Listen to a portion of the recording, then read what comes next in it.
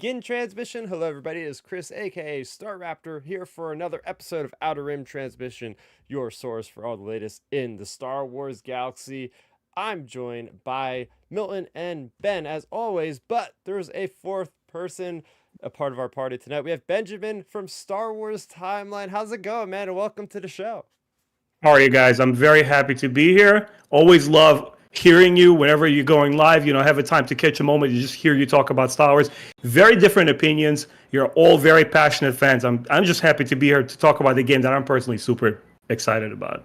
Yeah, he's talking about Star Wars Outlaws, the brand new open world Star Wars game. But yeah, man, I've been a fan of just watching all your content. I've been on your channel once, so I'm happy to finally have you on this channel talking Star Wars live, actually. So just tell us a little bit, tell the folks out there what can they expect about your channel, what's your channel called, what do you do over there? Just let everybody know the awesome content so they can find it. Awesome self-plug time, guys. Star Wars Timeline. It started a couple of years ago.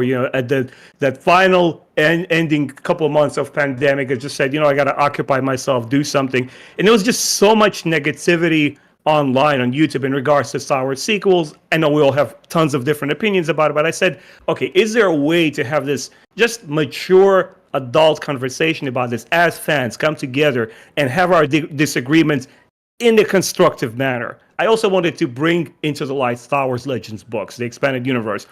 And, there's this huge rift, like, oh my God, only canon, only Legends. I said, you know what? I'm going to make a channel, call it Star Wars Timeline, and show you how a single fan can embody both the canon and the Legends, the old and embrace the new, and invite over fans who don't have to agree with me all the time. Then I can criticize the prequel, he can criticize the sequel, but we'll all find a common ground. And you know what? At the end of the day, just enjoy it and have a good time, have fun. Realize that we're talking about a fictional universe. Chill out, enjoy. You know what I'm saying? So anybody who is interested in these kind of dialogues, I do a lot of recorded podcasts with all sorts of different fans. For example, Meg from Meg Reviews. Her and I, we're going over the new Jedi Order series. Love having those discussions with her. I have not seen a better Star Wars book reviewer than her on YouTube. She's so thorough and goes so deep. So you guys probably will enjoy it. Star Wars Timeline. Oh, heck yeah. Actually, that's one of the things I found on your channel was those Legends discussions, because I have not read a lot of the Legends that doesn't include the Old Republic. And at one point, you were talking about Tales of the Jedi and why that's like one of your favorite Star Wars stories, or maybe is the one you like the most or whatever. You were talking about Exar Kun and all these like classic characters I had no idea about. And then after I read that, I was like, okay, I'm tracking, or after I watched it, I was like, I'm tracking down those comic books, and I have them. I have not looked into them yet, because I plan on doing a Legends, like, read from the very first book, Dawn of the Jedi. Or, yeah, Dawn of the Jedi. But yeah, man, that's what got me in. I was like, this guy's convincing me to get these stories now. Yeah. And so tell us about the Twitter channel or the Twitter handle, because I love the engagement that you have online as well for the community. And you have really great posts where it's like, choose the red pill or choose the blue pill, Morpheus with Star Wars. I love those things. Yeah. So tell us a little bit about the engagement you have with the community all over the place. To be honest with you, look, I'm a dinosaur, man. I'm 41. I'd never think of these outlets like, Twitter or Facebook as something, I'm growing my engagement, awareness of my channel. I'm like, I just want to kick it and just talk to people. And it all started, like, I basically revitalized my old school Twitter that was for my personal use. I just relabeled it and just started throwing stuff out there. And sometimes, I go off the topic. I'll talk about Mortal Kombat, Tomb Raider, other likes, and Assassin's Creed, things that I enjoy. And people started responding. Obviously, you don't always get the response that you want with a certain tweet. They're like, I will do the one, hey, keep only one side. And somebody always has to come, what is this stupid stuff? Like, why do I have to pick? It's a game, bro. It's just for fun. That's the whole idea and the energy I bring into the Twitter. Just engage people. What other stuff people are saying out there? Even Star Wars Theory, right? Needs no introduction. We all know him. The stuff that he's throwing out there is saying, I don't have to agree with everything he's saying, but it's a lot easier to reach out to him through that than versus YouTube, where you kind of get it kind of like diminished and shut out because of the algorithm. On Twitter, the Star Wars community always feels smaller.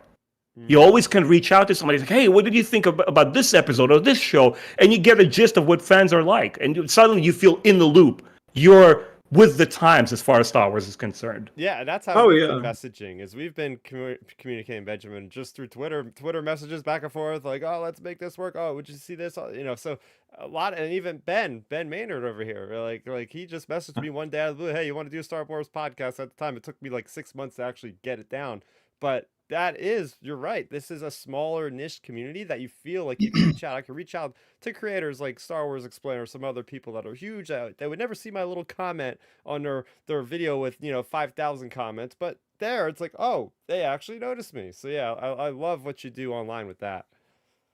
Much appreciated. Sorry about the background noise, guys. I'm going to shut myself off for a second.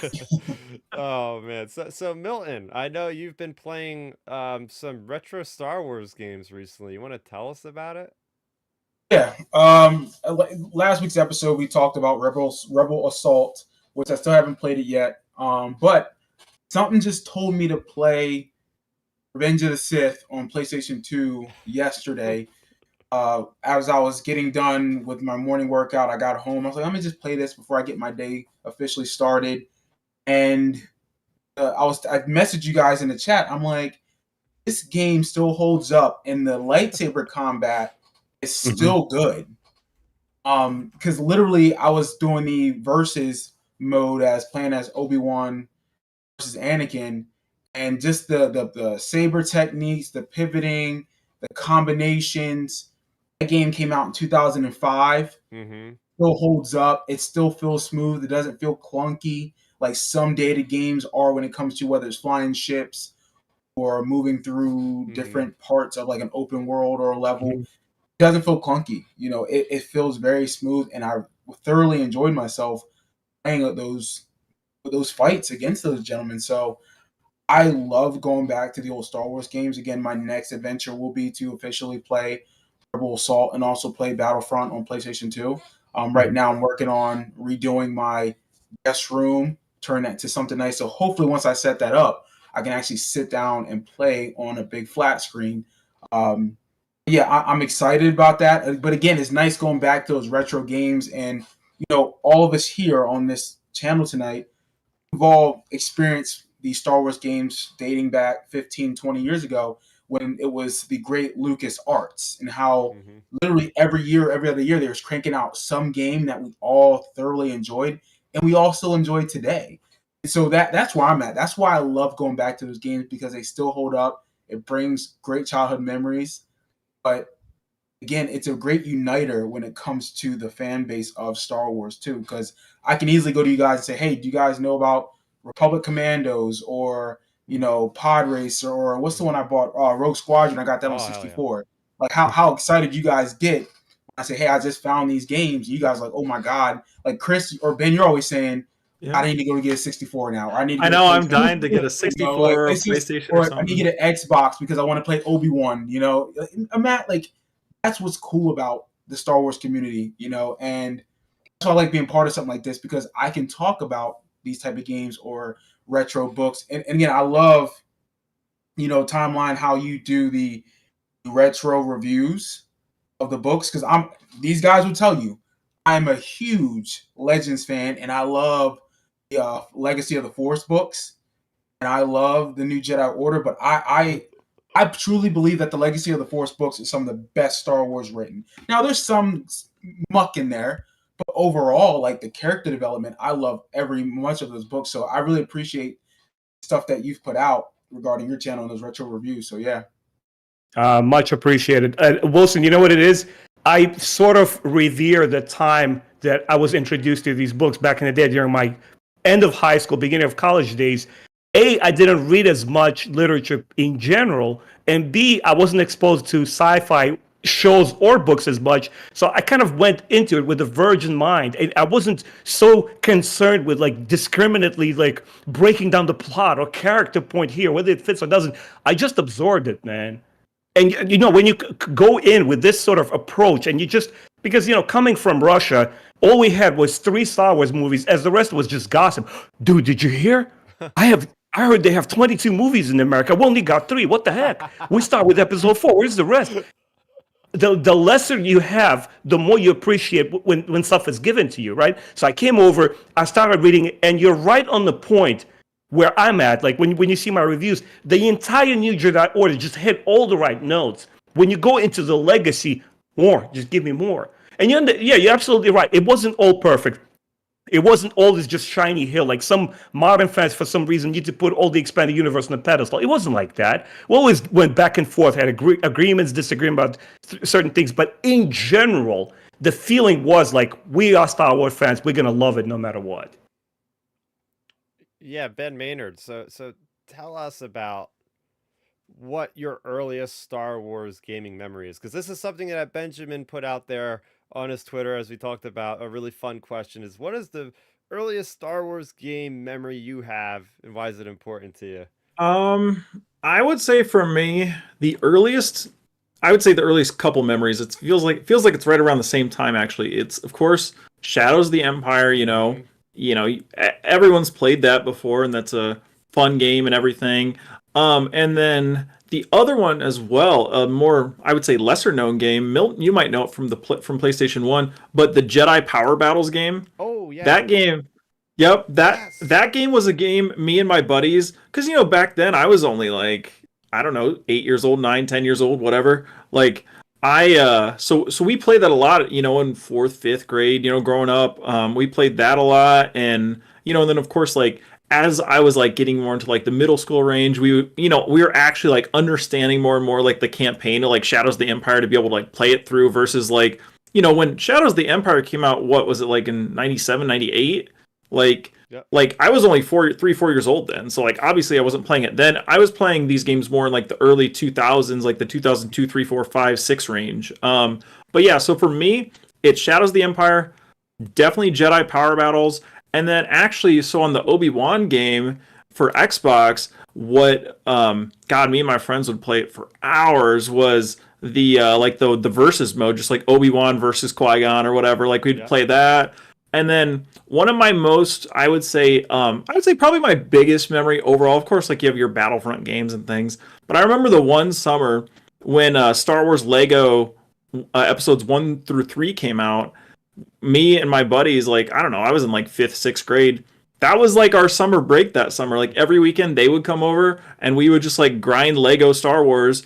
And then, by the end of summer before school came out, we completed it 100%. Like, so that was like a big thing we did back then when I was, probably like 12 years old or so. So, those are that's kind of like my earliest mishmash memories of Star Wars, I would say, like in terms of gaming. Dude, so Jedi Power Battles, I feel like not enough people talk about the game. I don't think it was the greatest game by any stretch. It wasn't your Knights of I always had fun with it. But the one thing I remember is it's in the title, Powers, and you had like power-ups you could collect on the levels. And one of them was a power-up that made your lightsaber like 10 feet long.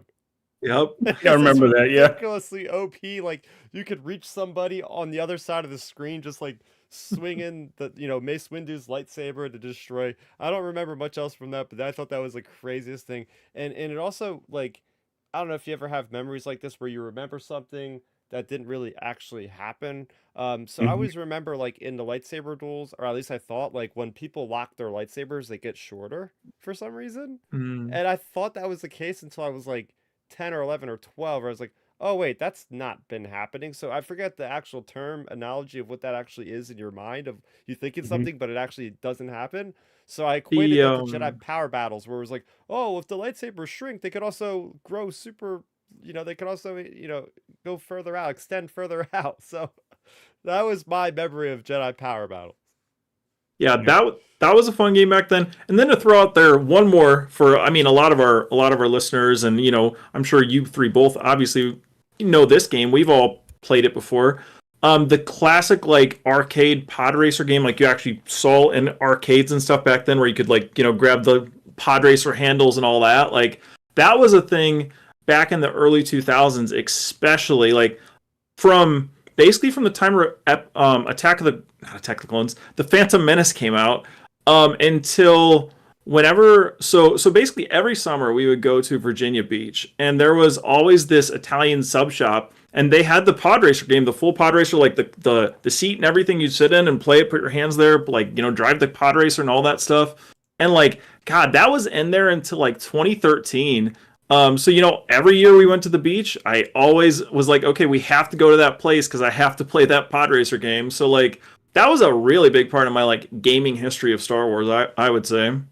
Hey Benjamin, this is a question for you. Back when you're growing up, I don't know much about Russia. Did they have arcades in Russia? And if they did they have any of the Star Wars games there? So there's always a story I love to tell. All of the games that we got obviously weren't translated. That trend started around early 2000s, like 2004 or 5. So when I was there growing up in late 80s and early 90s, the first system I started on was Nintendo. But we didn't have licensed Nintendo products there. What they had was a Chinese knockoff, which is called Dandy. And you could actually Google it. They have users all over Eastern Europe and even some European countries. It was the trend. It was that knockoff console. It actually took original Famicom cartridges there. And all the games we had to play, from Contra, I was a huge Castlevania fan. You had to either figure it out on your own or you just let go. So RPGs were a no-go. It was always text-light games. And in games like Contra, it was a magnificent discovery when somebody pressed the select button and you discovered you could play a game two-player. I'm like, hold on a second, what the heck? We could play 2 players? Are you kidding me? And you go right at it. So I immigrated in 1996. Obviously, English was a zero for me. I had to start learning from scratch. And suddenly you start seeing this library of games. Like, hold on a second. They had Star Wars games on Nintendo, on Game Boy, Super Nintendo. Are you kidding me? The first console I got here was a PlayStation 1. So obviously where they started snowballing for me, I started picking up Star Wars games there. Wow, that's so amazing. We're learning history on outer rim transmission like we've never learned before. We're getting different culture perspectives. But as far as arcades go, Chris, instead of actual machines like Mortal Kombat, the way that I experienced Western games, like 16-bit games, they would buy consoles, official Nintendo or Sega Genesis, and people like all over the small town I was from would set up television sets with consoles, and you just go to a place and give the guy like $1 per 15 minutes and play. And one day I walked into this gallery, this place, right? They have these 3 Super Nintendos and these 2 kids playing a game, and I see real actors on screen. I said, hold on a second, what is this? Is that a game? And the guys go, no, that's Mortal Kombat 2. It's a new American game that just came out. I'm like, it's not a game, it's actors on screen. Like, I couldn't believe it. It just blew my mind, man.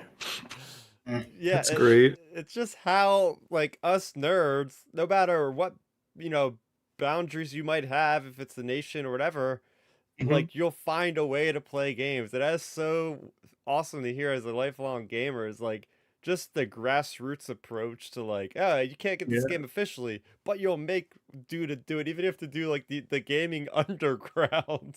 Yeah. Oh, it's so That was the fun of it, man. When you talk with your friends here, right, in the States, it brings people together. Like cultures, make no difference. Your language barriers, whatever that is. Hey, Mortal Kombat was a part of your childhood. Same here. Same with me. Immediately you connect with a person. Mm-hmm. Yeah, that's why I love going to conventions, especially Star Wars Celebration, because it's literally that. Yeah. It's like, there could be an Italian guy that does not really know much. You can't speak to each other, but yeah, be like, oh yeah, you point to that, be like, yeah, that's cool, thumbs up or whatever. Like you immediately like break barriers from language and culture at a big event like that. So fun, so fun. Milton, I'm gonna throw it to you. What's your earliest Star Wars game memory? Oh man, I think it has to be on Super Nintendo. I think it was the Super Star Wars, Super Empire, oh Super yeah, Jedi. Just because when I moved to South Central Pennsylvania when I was 10, 11 years old. Like I said, my dad got me into watch the Star Wars movies, and I knew about them. Again, I just wasn't really familiar with the movies too much. Then we had a Super Nintendo, and so I'm a huge sports fan, but obviously the movies intrigued me to get more into Star Wars. And so I don't know if we already had Super Star Wars or he might have gotten it for me. I don't remember, but man, that game was so cool, so dope. Obviously Super Empire was, till this day, that I'm looking for that one next, because I have Super Return of the Jedi and Super Star Wars on Super Nintendo currently. Nice. playing the speeder mission or not the speeder, the indoor mission Yeah. on the speeder bikes, Oh yeah. and that game was so hard. Oh yeah, I'm those games are hard. Yeah, I'm sure if I picked it up now, I probably would struggle because I just haven't played it in Yeah. years. I'd have to sit down and relearn how like to attack it. But yeah, those are probably my early memories of Star Wars games. I mean, it was just looking at them thinking like, oh my god, like this is the height of gaming. Yeah. We had no idea about Yeah. 3D gaming. I mean, obviously Sega Saturn was becoming a thing.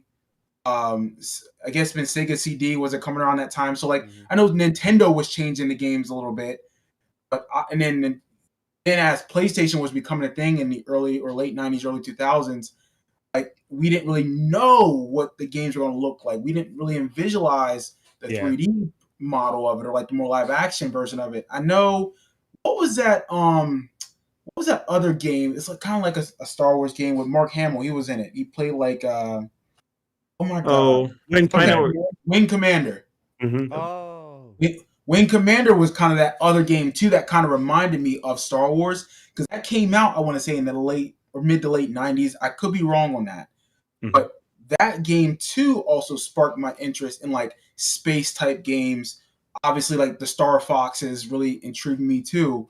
But Super Star Wars, Super Empire, and Super Return of the Jedi by far piqued my interest in always being into the Star Wars games, which it goes back to my point I've always said from day one at this podcast, how very frustrated and distrusting I am of the new regime when it comes to video games because it's like, oh my God, they used to pump out great hits all the time. Now it's like always a roller coaster the last like 5 to 6 years, but I'm still trying to give it a chance, and I know they have been hitting when it comes to Fallen Order, Survivor, hopefully with Outlaw.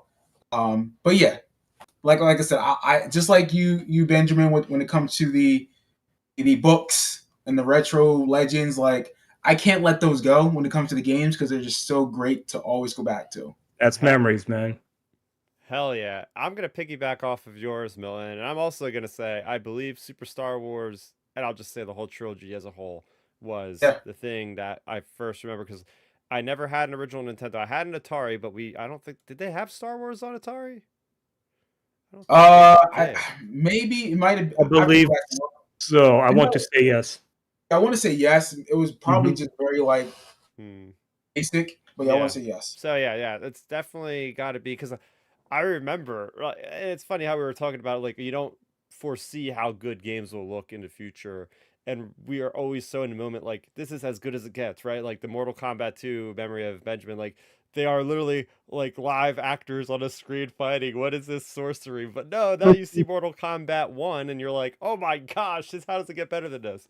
But when it comes to the Super Star Wars, yeah, that was the heyday of games. Like people think that Dark Souls, Elden Ring are like the hardest games out there. Yeah, go back to this era and come back at me when you play those games. Because like you lose, guess what? If you're out of lives, you're like, you got to start all the way over again. You have to have like a cheat code to like resume where you were before or something like that. And I like how like I have so many memories from those games where whether it be like the first mission as a Luke Skywalker and you're fighting the Sarlacc pit and you actually see the Sarlacc pit like out of the ground, like this big tubule kind of monster thing. And then you're actually like flying in a pseudo 3D, like behind the camera, behind the land speeder. So that was cool because I was like, oh my gosh, this is like almost like three-dimensional. I'm behind, and the same thing with like the speeder bike too. Like you had those like sequences like inner space throughout the one cantina level. The Wampas were such a pain in the butt. I don't think I ever completed A New Hope, but I did get to the end of Empire Strikes Back. I remember fighting Boba Fett at one point in the carbon freezing chamber. I think I probably still have the music from like the Wampa lair like imprinted in my head 30 25 years later. Like you just play those games so much, and as a kid I had nothing else to do, so I probably spent like 6 hours straight as a 7-year-old during the summer. I'm familiar. Yeah, I think that's what comes down to it. I think a lot of us at that point in our life when we're from 7 to 12 13 years old, that was our life, was video games, school, and our friends. So like that's all I did. I mean, I played sports too, but I mean, anytime I had a chance to just get on Nintendo, mom, dad, can I play Nintendo? All right, go ahead. I'm playing. Like that's where I'm trapped for the weekend, unless I had a sporting event or a family event going on.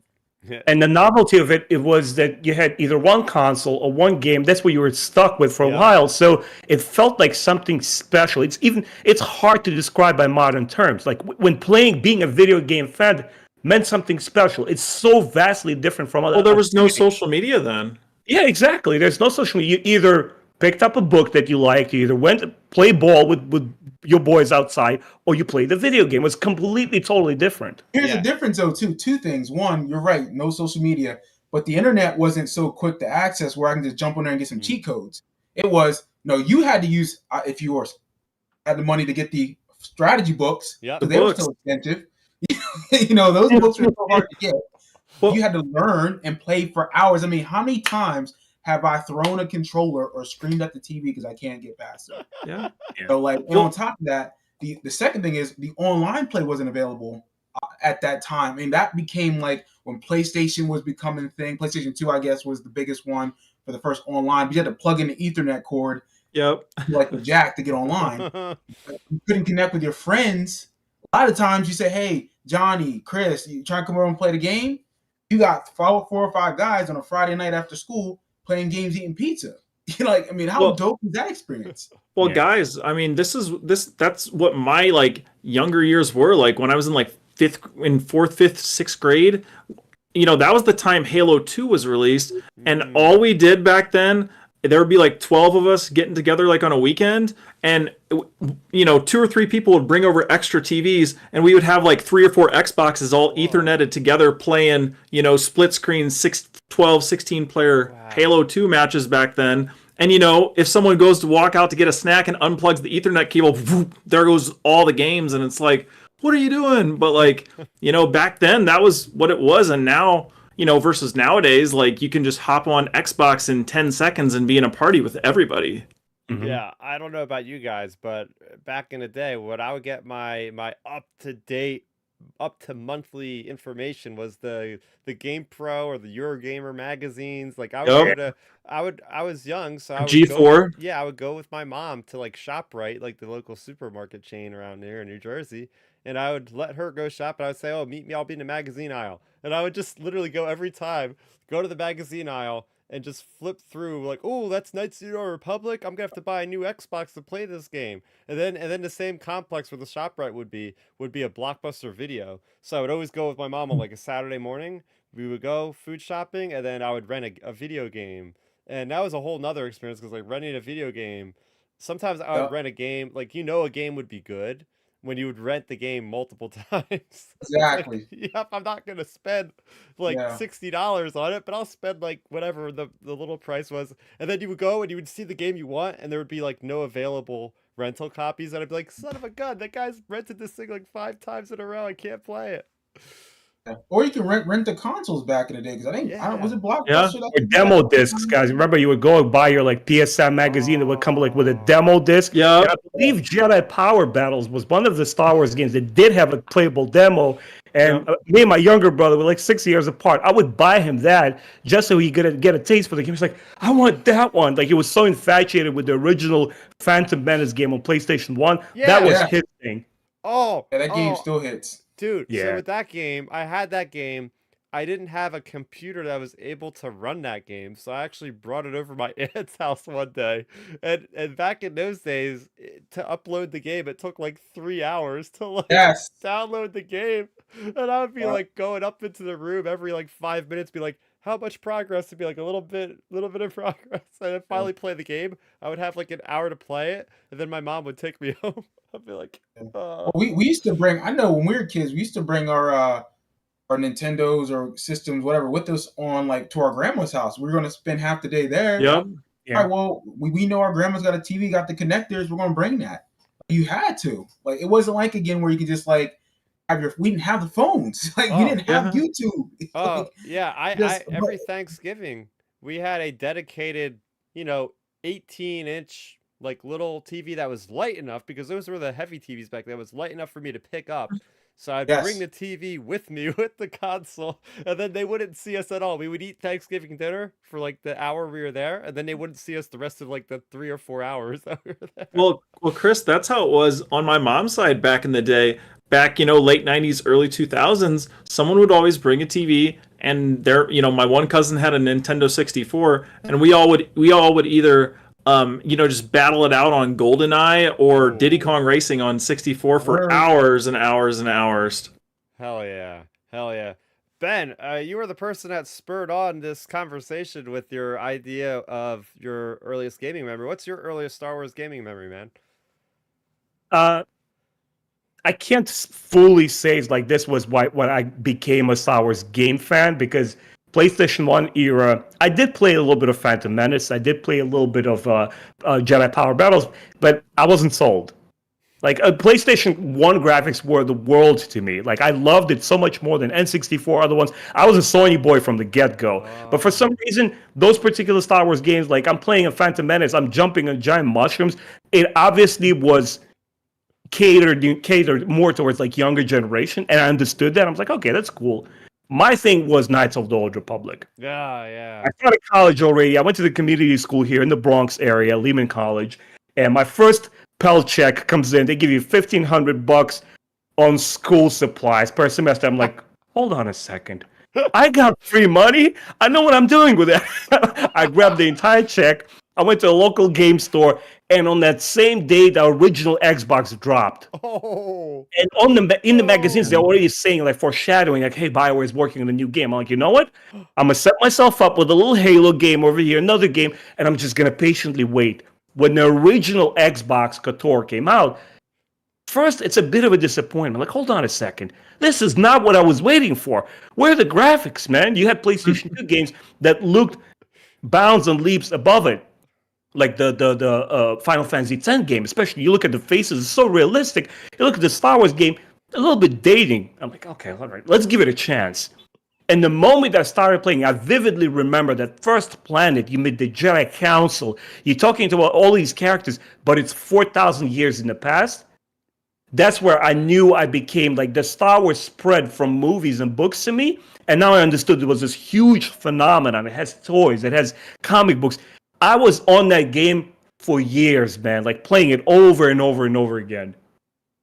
Oh, wow. That was like my coolest memory from the Xbox. Yeah, I remember going over a friend's house because I used to have this friend. Well, he's still a friend. His name's Chris, and he would always have the cutting edge system. He would always have the cutting edge games. Like, whenever a new game came out, a new system, he would have it. So I would always go over his house, and I heard he had KOTOR, and I went over there like 3 times in 1 week and spent like 3 or 4 hours just sitting on the couch watching him. Until I finally was able to realize I have to save money to buy this system so I can actually play it myself. So that was my earliest memory of KOTOR, besides seeing it in the GamePro magazine. Like, oh yeah, you're only seeing screenshots, so you don't even see like motion of how it actually looks with gameplay. But I was just, the BioWare name was something that was foreign to me at the time. I didn't really know about them. I knew they had made other games, but like this, they hadn't made Mass Effect yet, so this was like their first foray into like console gaming, I guess. But yeah, what about you, Ben Maynard? What'd you think? When did you play KOTOR? I played KOTOR. I mean, around the time when it came out, I remember. See, back in the day, like with me being younger, when that game came out, because that was what, 05 or so. 02 or 02, somewhere there. 03. Okay, yeah. So when that game came out, I was younger. I was probably only like 9 years old or so, 10 years old. And my thing is, around that time, like, I wasn't into, like, say, that style of like more story gaming, that sort of thing. So like, I actually didn't end up playing it actually, like, for real until I was like in high school and like aware and stuff. Because back around the 03 range, that's when I was playing like Star Wars Battlefront 1, a lot of Battlefront 1 actually. So like that was dominating my gaming around that time period. Like, I remember I played a bit of KOTOR when I was that age, and I, like, being 10 years old, you're like, I don't get this, I don't get what's going on here. So like, I just didn't like connect with it right away. But then on actual, like, sitting down and playing it when I was like 16, 17 years old, then it was like, okay, like this is a great game, blah blah blah blah blah, like that sort of thing. So like It was even intimidating for me as well, man. Like even for like I was 18 or something like that. It was intimidating to get into. Yep. Yeah, so that's exactly why. So like me, when I logged into that game, I was just like, whoa, like this is like too much. So like I didn't play it, like I said, until I was probably like, junior, senior in high school, and I loved it then.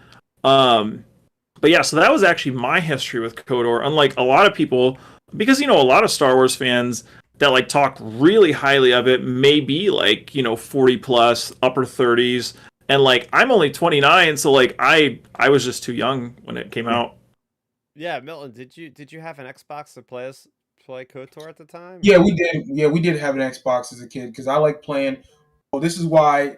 Speaking of KOTOR, but with Xbox, but I remember playing that game probably when I was a freshman in high school. So that would have been 2002. So I'd have been a freshman in high school at that time, and we had it, but I never really touched it because I love the cover so much because that cover art was amazing. Oh, it's so But good. I mean, looking at your shirt right now, Chris, I mean, it pretty much was that, but obviously, it was a little different looking, but it looked so good, but it kind of scared me because it was a lot. It was a lot of a game to play. So you had to pay attention. My attention span wasn't that great probably at the time for that type of game. I think the next year, I remember I sat down and said, okay, I'm going to actually play this. And I did. And I was like, wow, I'm glad that I did because I really enjoy the game. And it's one of my favorite games of all time. It's definitely in my top 15 for sure. Oh, yeah. But when it comes to Xbox, because I'm a huge PlayStation guy, but we had the Xbox, the Clone Wars game at that time. Yep. That one to me really also piqued my interest as I got older as a Star Wars fan when it comes to gaming because that one, like the cinematics in that game was awesome, especially how the game ended when Anakin it's that dark power. I forget what that machine was called that they fought in the Galaxy. Remember? He destroyed that machine, he absorbs that power and he becomes more powerful. I'm thinking, oh my god, is this the middle story after Attack of the Clones? Like, is this how he becomes stronger and he turns into Darth Vader or it helps him boost to that?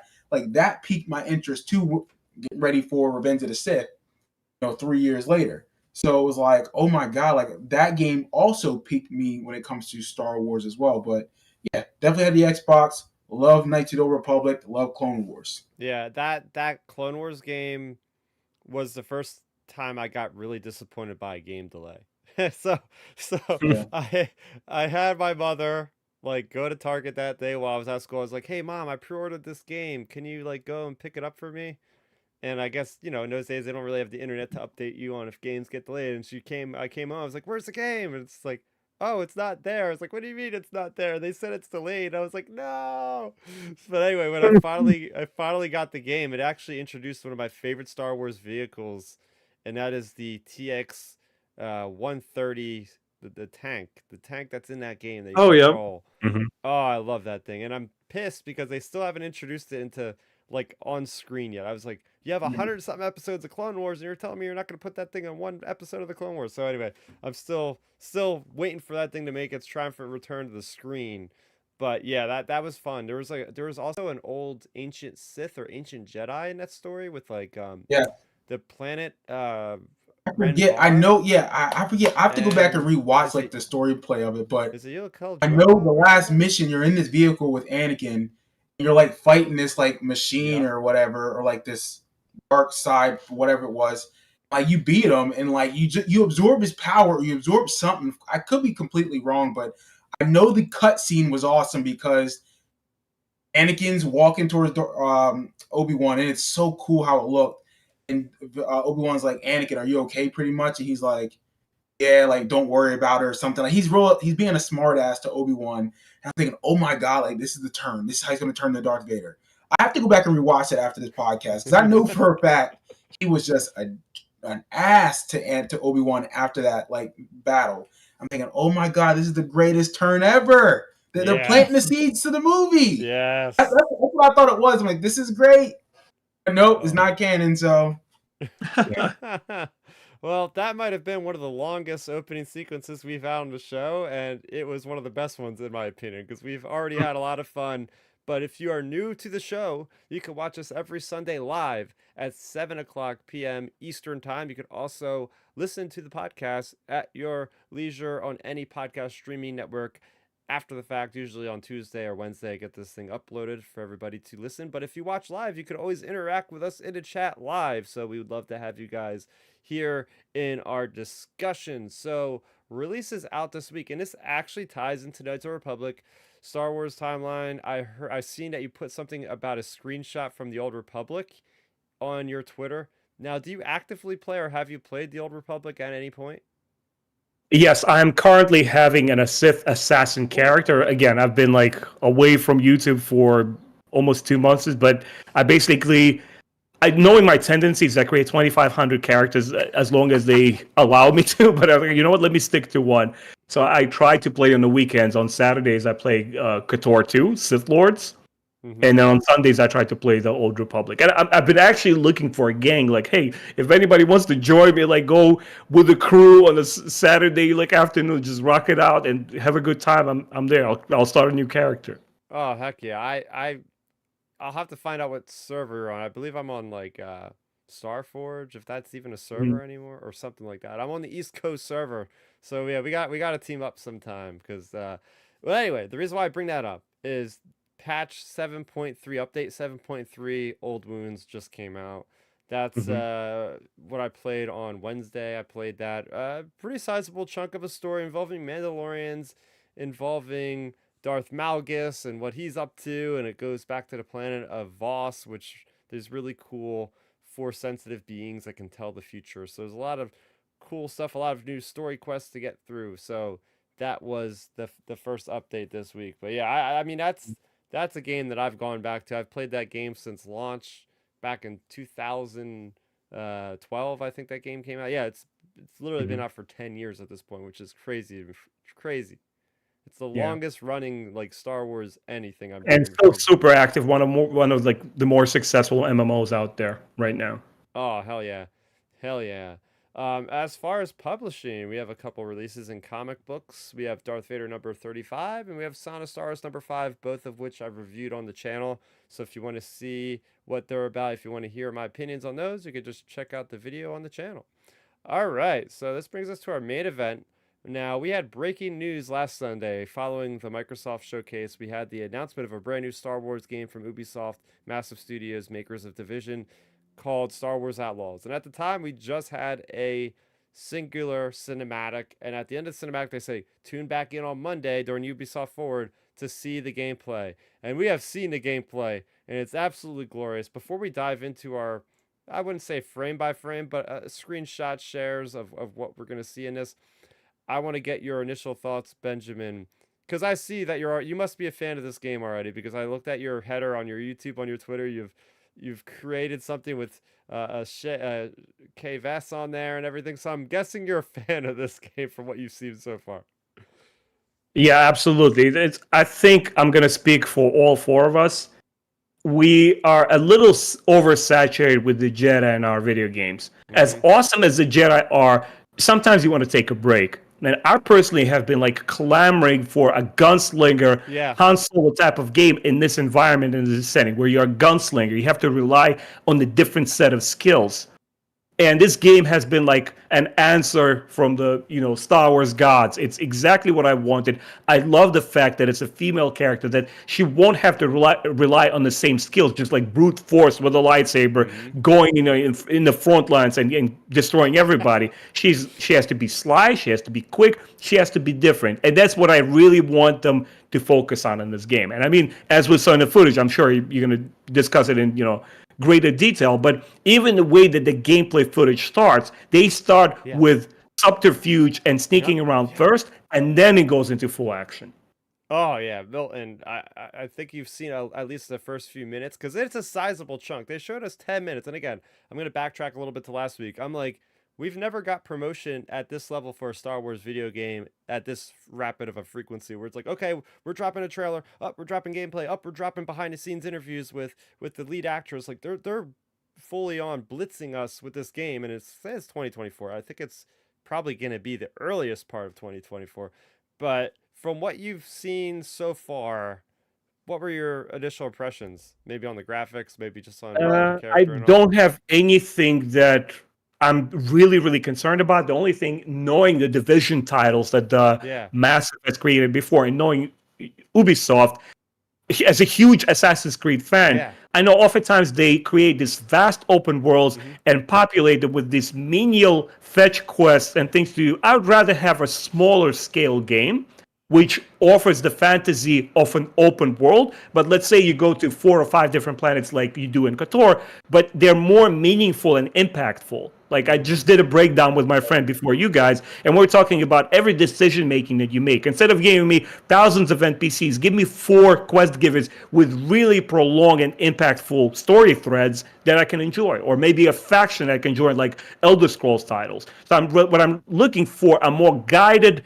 streamlined, linear story, and then when you're not participating in the story, a meatier world, something that really makes you invested in everything that you're doing. Yeah, I totally understand that sentiment. Quality over quantity always, and yeah, Ubisoft has been getting a little bit away from that. I'm currently in my playthrough for Assassin's Creed Valhalla. Benjamin, I've played every one of the. I'm just like you, man. I've played every one of the Yeah. Assassin's Creed minus some of the offshoots like Rogue or Legacy or whatever the other one was called that was on the PlayStation Vita or whatever. I've played the mainline ones, I'll say that much. And yeah, I can get the fatigue. I can get the fatigue of like, oh, you want to 100% everything, but if you do that, it's going to take like over 100 hours. It's redundant. Yeah, no, I something a little bit less than that, but I totally agree. Milton, what were your thoughts on this so far?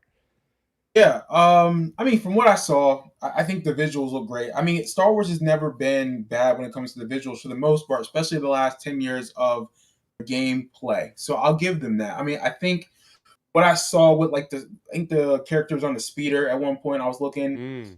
It was cool to see like that gameplay and that motion, how fluid it looks. I'm hoping that if that's the way they're going to travel throughout most of the game, whether it's through the speeder or they show like the one ship went like no, it was a hyperspace, but it's like more like went kind of like sub speed or whatever it was. I can't really give you the term. It looked good. It visually looked amazing. I think, okay, I like how this looks, how it feels, even though I'm not the one controlling it. From what they're trying to establish with this story, from what I was able to gather with the brief visual of it, I mean, I feel good about what they're trying to do. This is a game that we don't really need Jedi. I agree with Benjamin on this. As much as I love the Jedis in the films, and I think we need more of that, I think that's lacking in the films. But when it comes to the games, talk about one of the games that we really looked forward to 10 plus years ago, 1313.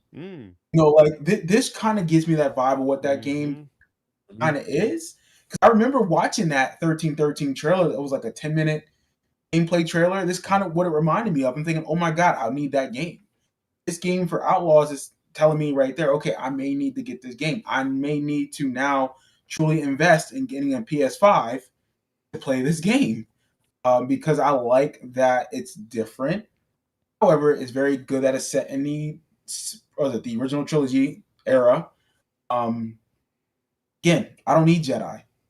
Make this something fresh. Make it new, but make it also familiar enough where I'm like, okay, I know where I'm at. I know this feels good to be in this world. Hell yeah. Ben, first thoughts. Yeah, I mean, I thought the trailer looked good. The gameplay looked really good. I mean, like we all mentioned, of course, the graphics are always going to just keep like getting. I mean, they should keep getting better and better as the years go on for Star Wars gaming. So, that's great to see that continue. And then, of course, like you said, the little things. I mean, the speeder bike thing was one of the big things I noticed that really caught my eye, just like the way it looked with her maneuvering and everything. I thought, it will be interesting to see like the different vehicle side of things, because I'm sure, especially with you, Chris, liking different vehicles and whatnot, like I'm sure you're excited to see what all vehicles you can like ride, or animals, or like all those different things. I'm sure there's a bunch of different options. So like the vehicle aspect, I think, is going to be a really fun one, just to see what you can do on the planets, and as well as like leaving the planets, because that screenshot we saw from the trailer, I believe, just not even the gameplay, I think it was from the trailer, it looked like you could go to light speed. So, it's like implying you can jump planet to planet. I was thinking that, yeah. Yep. So you could jump planet to planet. So like that aspect I think is really cool. And it makes me wonder, Chris, like you played the Lego game, if we're gonna have like a map kind of like Lego where you can go, like go around and stuff, go around the Oh, galaxy, like that sort of thing. and also too though, it kind of was giving me the vibes of excuse me, of the Arkham games in the sense of like some of the movement, especially with the vehicles, because Yep. I love Arkham Knight. That's when you have the Batmobile. I love that game because of how fluid it was getting into that Batmobile. Obviously, riding with you running, guiding or gliding throughout the the evening or the night with Batman, but having that free range of having a Batmobile, but then converting it into a tank, and how Yeah. different it moved. You had to know like you had to know how to work each side of the vehicle, whether it was Uh-huh. the Yep. mobile side or the tank side. So I'm curious to see with whatever vehicles you have in this game how different they are and how you have to really understand how to use them. Because look, in most games, a vehicle uses just to have a standard like way of using it. In most games, Mm-hmm. I hope in Star Wars to say, okay, if you hijack an AT-AT, you have to really know how to use that AT-AT. If you take That's a a great Y point. Yeah. wing, you have to really understand how a Y wing is different from an X wing or an A wing or a B wing. You know what I'm saying? Like that's going to be really cool if they actually apply those physics, how those Oh, ships operate. It'd be kind of dope. that brings together something which I can't believe I didn't think of this before. It's like, yeah, there's a whole possible potential that you could be commandeering other vehicles, and Yes. they're putting the speeder bike front and center. I hope this game takes a hint from like Survivor and adds a lot of customization. Like that'd be cool if I can customize like the forks of my speeder bike to make it more like a swoop bike, or add something on the back of it, or change the color, like really kind of personalize my speeder bike, since I'm going to be on that thing a lot. So yeah, but the idea of stealing all that equipment, maybe even using other fighters in addition to the Yeah. Trailblazer, which is the name of her personal ship. But from my overall reaction, we're all positive here. I'm extremely positive on what I've seen. I was very taken back right from the get-go of just the overall thing. Like you were saying, Benjamin, about the stealth aspect, about the options of play. And that's what's really good about these open world games, whether it be, like Red Dead Redemption or Zelda or any of the other games. There's always like multiple avenues for how you can progress and try to deal with the situation. You can go guns and blazing, that's fine.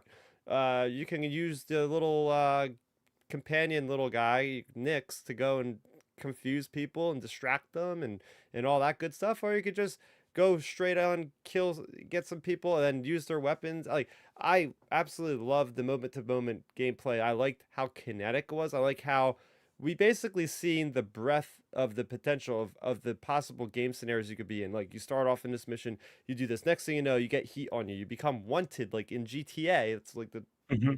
title of this video here is like, this game is basically Star Wars meets GTA, because you have a wanted system. The Imperials become greater in number, then you have a reputation system. So if you screw up with the pikes, if you really screw them and piss them off, they're going to start sending people after you. But then if you maybe get in a good graces of the Huts, maybe you'll access more weapons and stuff. So you can really have this kind of role playing perspective of like who you want to play sides with. And as a smuggler, we see Han Solo always doing that. It's like this character is like the archetypal Han Solo character, which is fantastic. As Benjamin said, we haven't had that, at least in the current canon state of Star Wars video games. It goes all the way back to maybe like Shadows of the Empire playing as Dash Rendar, and man, oh man, what a perfect time for that character to show up in this game. He better show up.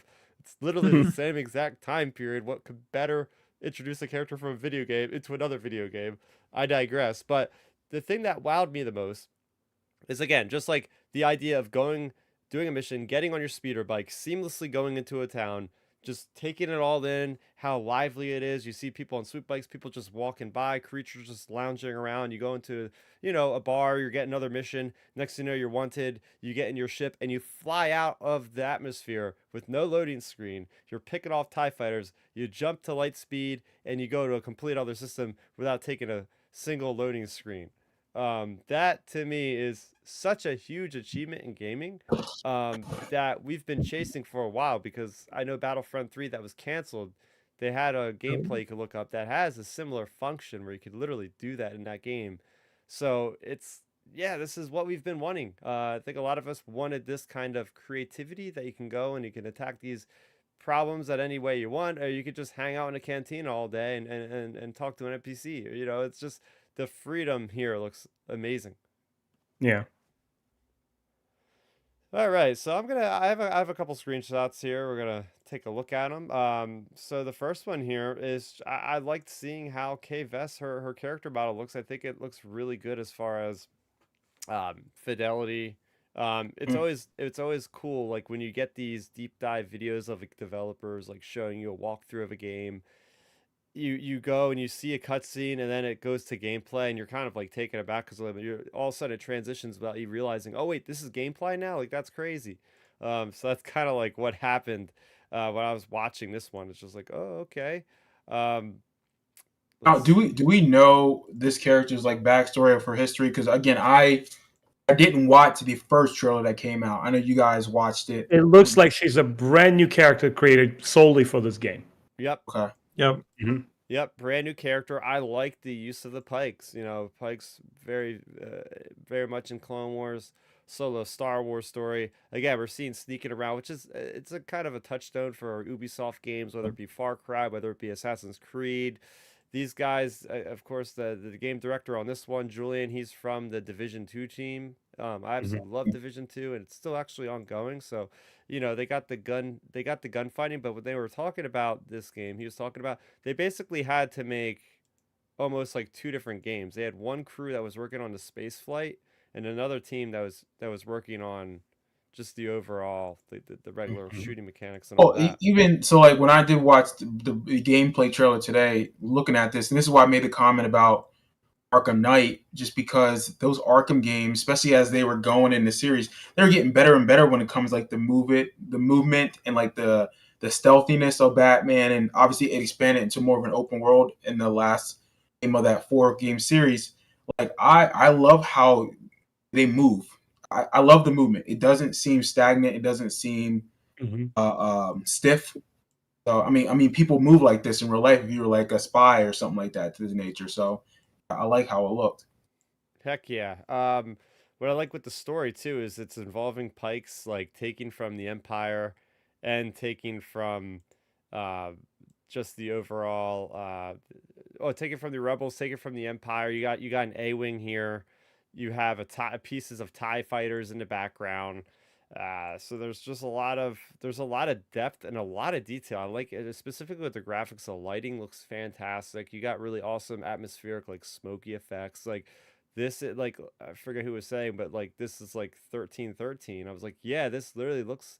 This is the scum and villainy we're dealing with here. This is amazing. Do you think they actually like took elements of that game to put in here? Well, What 1313 could have I been? wouldn't put it past them, yeah, because you know they got to manage their resources, right? And if certain manpower, certain hours, and money was invested into that game, they had to abandon. Maybe they took some assets, right? 3D models, who knows what, right? And kind of like applied it for this game. Yeah. No, I mean, because like I said, this legit gave me those vibes, and I'm thinking, oh my god, like I need to go back and rewatch that particular trailer. I know it's still on YouTube, and it's like, you know, if they took the best parts of that game and adapted it to this, and kudos to them. I mean, but you know what though, this is what Ben would say to that. Ben would say, listening to the fans, you know, or they're saying, hey, they're taking the best of what they were working on to apply it till now. Like that's good. Yep. That's being good, like, you know, strategists. That's being good leaders. That's being good developers. It's taking the best of what potentially could have been, applying it to what it is now. Yeah. Oh, yeah. That's always an important thing. I mean, like, that's always one thing I always harp on so much. I feel like that is always such a wishy-washy area, you know, sometimes with Lucasfilm, like, you know, like just PR wise, like I feel like that's just good PR in general, like, you know, like acknowledging, like, say that sort of stuff, or in general, because it's like the PR side can kind of be shaky. So like it's cool to see even potential like inspiration from that game in this game. Yeah, imagine an E2 or E3 event, or, you know, Star Wars Celebration event, and the creators come out and say, hey, you know what, we got Star Wars Outlaw, you've seen the trailers, blah, blah, blah. But you know what sparked this? We decided to dust off no project, 1313. We knew that game needed to come out some way, shape, or form. Imagine the crowd going nuts, saying, oh my God. Like, good faith. Yeah. Oh, that'd be like, I'd be No. okay. I'm down. Like, because everyone wanted that game to come out. I absolutely love the thoughts happening, but I have an update that I don't know if any of you heard of. So there's another game being made by Amy Hennig, who is the person that was in charge of Project Ragtag, Visceral Studios, got shut down. That game, everybody seen concept of how cool it looked, and we got the story points where it was going to be set during right after A New Hope, with dealing with the Alderaan survivors being hunted down by the Empire. Anyway, so that game never seen the light of day, but now she's in charge of a new Star Wars game. And they just tapped the director that was on board with 1313. The game director of 1313 is working with Amy Hennig. So as much as they're saying there's an inspiration there, I feel like they're going to probably remake like 1313 mixed with Project Ragtag and like kind of have like an amalgamation of the two, maybe. Again, there you go, Milton. Your prayers are answered, man. There we go. But right there, like right there, tells you something. It's like, my God, take what two projects could have been that were amazing. And again, maybe at the time it wasn't the right time. I can acknowledge that as a fan and say, hey, this wasn't the right time for it. Now they're saying, hey, this is the right time. We got the team, we got the story, we got the technology. You know, like people love that era of Star Wars, of like, you know, the survivors, because we don't know that story of what happened to Alderaan survivors. Like, how dope would that be? Yeah. To bring that into the forefront and say, hey, let's tell it to a video game medium, and, you know, combine these two games that could have been awesome. But again, that's just smart. Again, imagine that Star Wars Celebration, and was it next one's in Japan, Chris? Mm-hmm. And they come out and talk about this game and say, hey, these are two inspirations of this game. You would lose your mind. I know you. Yeah. You would say, guys, this is going to be the greatest game ever. I can't wait. It's going to be on PS7. You know, probably at that point, yeah. Oh man, I cherry picked a really cool action moment in the trailer here, of Kay Vess approaching a Pike with a Gungan-looking energy shield, and you can see the heads-up display. The UI, by the way, the UI of the game looks really clean. There's not a lot of like menus that get in your way or anything. Like, everything is minimalized, but like with the Star Wars flair. So I gotta give credit where credit is due for the people at Massive for like just the game design in general, because like you can see like there's different options for her blaster. You can do like a stun mode, a focus mode, and she ends up like stunning him and then melees the guy. So I just love the gameplay loop of just the approach you have to combat and the flexibility. Oh yeah, that does look good.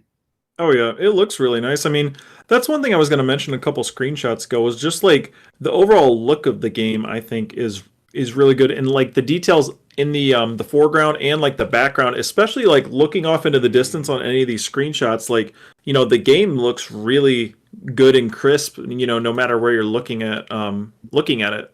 Yeah, like they're in the one shot, there's a ship that's like way in the background. It looks like a Wookiee ship maybe, and it's just like taking off. And it's like, that's like one thing you might miss on your first playthrough, but on the second or third one, you're like, hey, I didn't notice that. And that's what I like about Star Wars in general, because Star Wars always has those details where like we do our commentaries on a couple of the movies, and I'm like, guys, I've watched this movie 50 times, and I'm still noticing crap every single time I watch it that I didn't see before. Right. Yeah, what I really paid attention in the trailer, you know, is so I have a BA in traditional animation. Unfortunately, a career I didn't pursue, but still have that formal knowledge. Like, took a year of 3D modeling, Maya, and I always enjoyed looking at digital art and looking how the new technology, for example, like, you know, Unreal Engine 5 is about to drop. You know, we're going to start seeing truly next generation games, and I think this game is potentially running on one, even though Ubisoft is known for having their own engines as well. Oh yeah, the way that she moves in the footage, I really love the fact that she doesn't come off as a tank. She's really sly. Even when she punches that one Pike gang member, right? She's like, she goes like this. And then when the first confrontation with the gun that she has, she stops for a moment. She tricks him, which once again, she has to rely on her quick wit. And then she gunslings this guy like from the hip. She goes, pa, pa, pa, pa, pa. And when you look at this, it's such a small detail that you may not care about, but already it goes into the territory we haven't seen before. We always see either Boba Fett or Anakin Skywalker or whatnot, these type of characters that are heroic and larger than life. Now you can kind of correlate to a person who is like, maybe she's a loner because the only friends she has in the trailer is a droid and a freaking little creature puppy. Maybe she can't rely to other people. She has to rely on her wits, right? And when that is reflected in the gameplay, you know these guys are onto something special. Right. Yeah, I love the little character moments, like you said. I forgot to mention when she tries to punch the guy, she shakes his hand off. In this case, she goes to jump on her speeder bike. She like does like a little move a kid would do, where you would like jump on the seat with your feet, like a little trick thing, and then jumps down on the seat. Like little nods like that. I hope they keep that in the game, and it's not just like flourish for like the You know, gameplay trailer to make us you like, oh know, yeah, know that what that looks super reminds me cool. of though? You know what that reminds me of? Like, that's like some Indiana Jones type stuff. Because you know, like Yeah. Indiana Jones is very much like a clumsy hero where he'll punch a guy and he'll like, he'll like, oh, that hurt, or like do Mhm. something like getting on the horse. I think in the Last Crusade, and as a kid, he tries to get on the horse and the horse runs away and he gets on again. Like, that's cool though, because heroes aren't perfect. Human beings aren't they're not that badass where they do everything right the first time. Like, it's cool to see that this person is normal, even though it's a video game character, if that makes sense. Yeah, as cool as it is to get games, about maybe Luke Skywalker or Han Solo, like those characters, especially Luke Skywalker, he's like almost just like Superman or just like Nah, he's no. If you No, say I say, well, I'll now, disagree with now, that. if you said Ray was a character, they pretty much made her Superman. That's just me though. well, what I'm saying is he's infallible. Like he's not gonna make those Got you, got reactions that like this character would make. You know what I mean? Like he Yeah, is but basically. I will say this though, guys, and I'm sure we all could agree with this here. I would take a full blown, full fledged, I don't know, Luke post Return of the Jedi game, like a big open game with Luke eventually. Like I could definitely do something like that. Easily. But yeah, that's just me.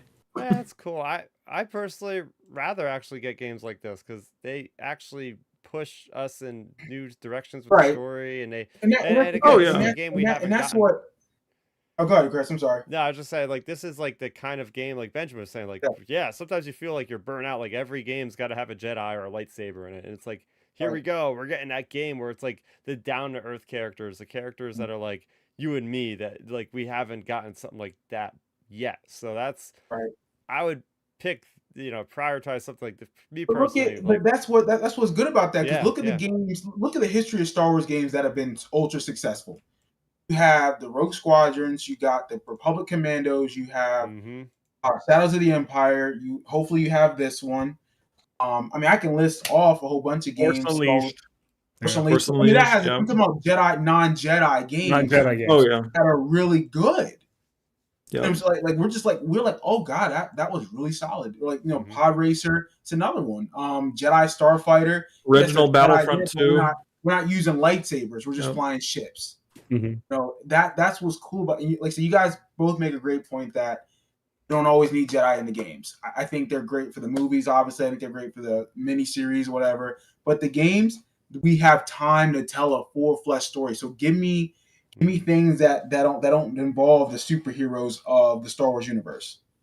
Hell yeah. I love what they're doing with this combat. Benjamin, this reminds me of Red Dead Redemption 2 with like the horse combat. Mm. I don't know. Have you played Red Dead 2? There's Benjamin. Yeah, yeah, yeah. I'm guilty of not playing it that much. I only spent like the Oh, first okay. hour of it. My younger brother is like pestering me literally every day. To this date, he's like, "You gotta play it. It's You amazing." gotta play it, man. It's one of the best I games know, I've ever no. played in my life. Honestly, Yeah, it's no, that's that good. good. And you know what though, a lot of my wrestling friends are into the Red Dead Redemption game. I never played it. I Yeah. never saw like an interest to it, but they keep telling me how good this game is. I'm like, eh.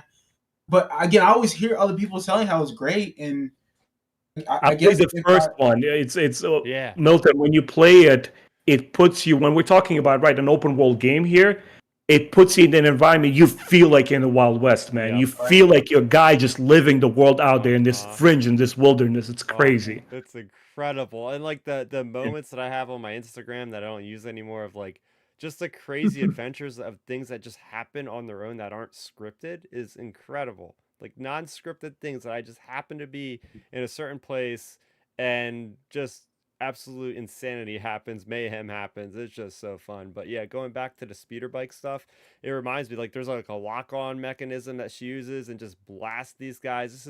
This is so a nod to Shadows of the Empire. Like they put this in there to be like, yeah, we got you guys covered. Yeah, we know. We're in that era. Hey, we're gonna give you swoop bike battles. Yep, that's it. That's for you guys there. So I'm just like, yes, this is awesome.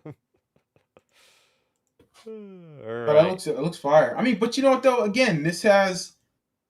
I feel like we got this kind of gameplay too, and oh my god, in Arkham Knight, because I know for a fact like Mm. you had this type of like system a little bit. Again, I could be completely wrong. I have to go back and look at the video again, but I know for a fact this reminds me so much of that game with the tank.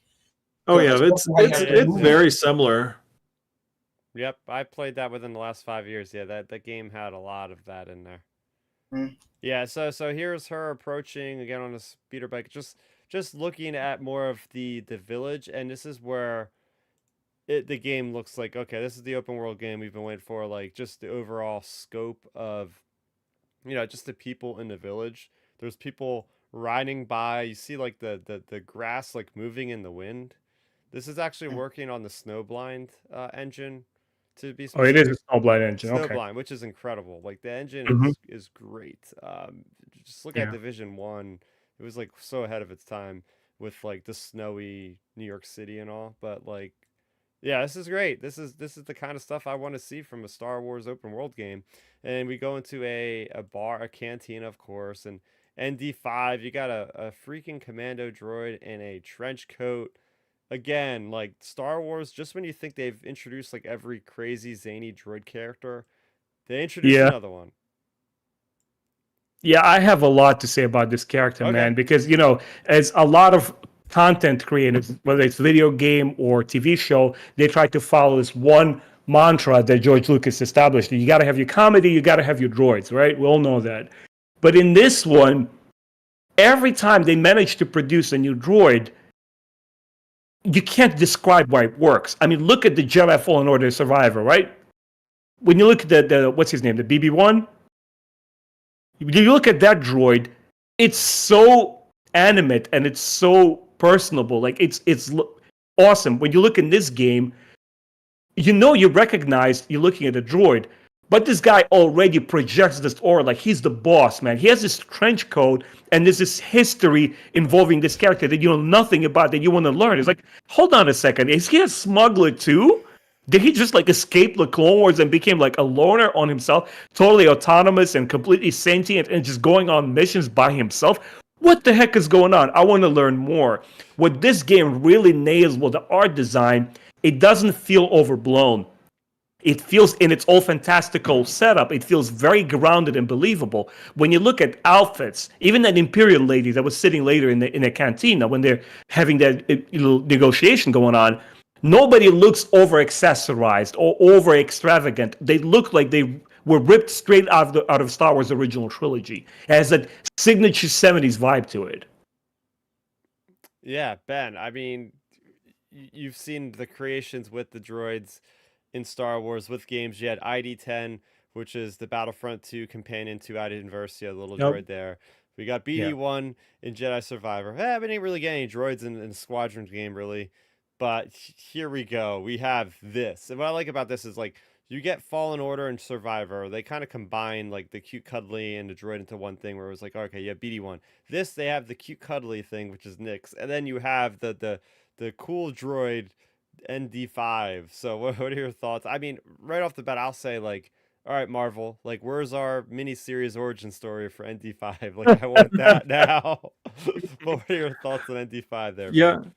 Yeah, I mean, I would say, I mean, it did the job that, like Benjamin described, it's the droid, like, companion, like George Lucas said, like, comedy, the comedy and droids, like, that's what we always get with Star Wars. And, like, with these side characters, and, like, this one probably stands to, like, continue to hold that reputation because, like you mentioned, Chris, we had it in Battlefront 2, we had it in the Fallen Order games, we had it, I mean, a lot of this, I feel like this, team up in this game is kind of almost as well a reflection of Mando, of Din, Grogu, and who's the IG-11 and IG-11. Yep. Yeah, IG-11, I was gonna say K2SO, but I knew that was wrong. IG-11, but it kind of feels something like that as well. Like it's a good trope that works in Star Wars. I mean, look, it's worked since day one with 3PO and R2 and Luke and all those people.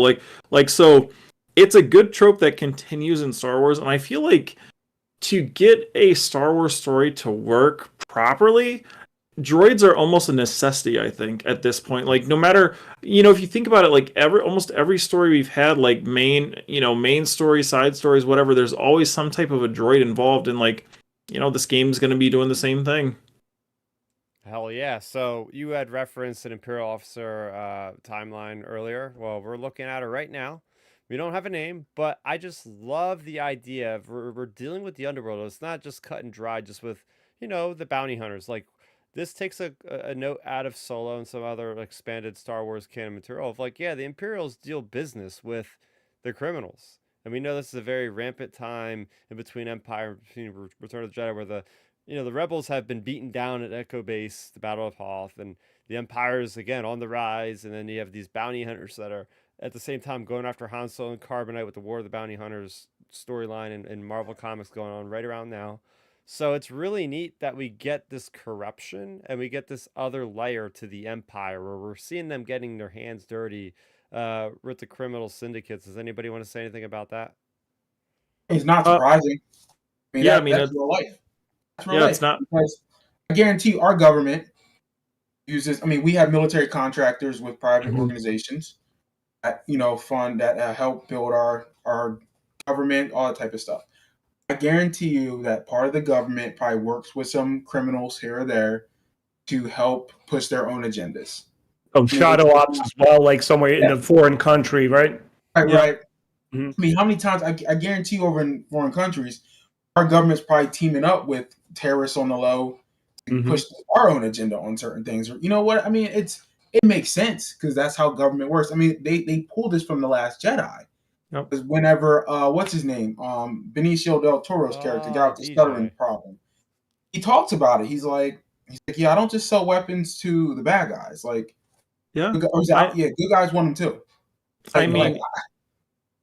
You have so many examples of that. Look, I just finished the first couple books of the Heir to the Empire trilogy, and like in that book, you have Talon Cards saying like, hey, I work with the rebels, work with the Empire, like whoever pays me, like, it's good to go. Like, and that's, yeah, exactly. So like, that's just a trope that I feel, another trope along with the droids things, like that's a trope that's in Star Wars in real life. And just, I don't know, it's just a common thing. Like, and I think it's a good, like concept, I guess you would say, to put in a Star Wars game, especially just because of like the Empire being so big, like the government, like all of us can like there are those times when you see stuff on the news and it's just eyebrow raising, like, I wonder what's going on behind the scenes. So like this is something like that where it's like, ooh, what's going on behind the scenes here with the Empire? Yeah, I wanted to bring into the conversation once again the Shadows of the Empire, the novel, because Chris, as you mentioned in the beginning of the discussion, that this is a perfect, ripe opportunity to bring some of the elements there. Because one of the huge aspects of Star Wars Legends was to try to make a case for the Empire, the route that Darth Vader and the Emperor chose, that we will have this new world order and everything will be pacified, all the sectors will fall in line, and then we will have peace. And then they kind of show you that, counteract that with the fact that Empire is completely corrupt from inside out. And all these criminal organizations like the Black Sun, and one of the bigger Legends characters, Prince Shizor of the Black Sun, they have dealings with the Empire. And the Emperor directly tells them, look, if you need to accomplish whatever you need to accomplish by any means necessary, legal or not, go ahead and do it. You have my green light. So once again, not only, like Milton said, this is a great case of this is how real-world politics really operate, but this is also a great opportunity to extract a character from a Legends that will perfectly feel at home here, And just imagine for a second that maybe not a grand villain, but there'll be a major plot twist in the game where you're trying to deal with this major villain, and then out of nowhere, Prince Shizor pops out. It's like, no, Oh, man. this is what we're gonna do here. My mind will literally just explode. Chris would have a meltdown. Hell yeah! I'll be sending a again, voice message at 3 a.m. If Star Wars and like Lucasfilm, if you're watching this, Kathleen, I don't know if you were part of the games directly. If you're watching this, my man Benjamin just gave you your spoiler / plot twist for your video game. Done. Well, I see it right now. I see it right now in my mind's eye or whatever. At the end of Fallen Order, it's been out long enough. I don't care. We're spoiling it. If you don't want to hear it, just fast forward. At the end, you see Trilla, and she's about to turn to the light, and Vader comes up out of nowhere and kills her. Like, have a moment like that where, like, you think that the top dog is dealing him, and Zizor comes in and just kills the guy or something like that, and it's like, oh, there you go. In the way that would make sense. Yeah, for sure. Yeah, because Zizor in Shadows of the Empire was trying to get the favor of Palpatine over Vader, actually. Yeah. And he was actually going to do it. It was actually looking pretty likely, and then his plans were foiled. And then in Outlaws 2, you team up with a smuggler named Dash Rendar.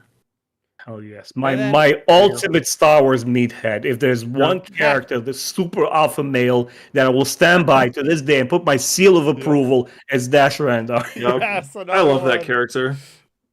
Another person joining the club. And there's another character, I don't think we've seen him in the gameplay, but he was in a cinematic trailer timeline. He looks oddly familiar to somebody that we might have played as in the Jedi Forces games. Now, there's a character, he's addressed as Jalen. He's in a cockpit. He almost looks just like Kyle Katarn. I feel like that's gotta be him, maybe. And he's just using a code name. It's 100% intentional, man. They're toying with us. Because he's even got the shoulder pad, but it's like on the opposite arm. It's like, Yeah. what the heck? So this game has a very large potential to bring in a lot of really liked characters back into the fold. So Well, Chris, my thing was, I mean, I'm not sure your take on this timeline, but the thing is with me, I feel like a game like this is a perfect opportunity to bring in characters like Shizor, like Katarn, like Dash Rendar. Like, my thing is, if you know you're not probably ever going to use them on like a movie or a show, why not just throw them in these games? Like, versus, I love new characters and things, but like you could have Shizor be a villain in this game or any upcoming game. Like, if you don't plan on using him in live action or even an animated show, like just throw him in there. Like, Here's the thing though, Ben. they are new characters. They're new characters for the random low-key Star Wars fan. They're the fans that aren't us. They're new to them.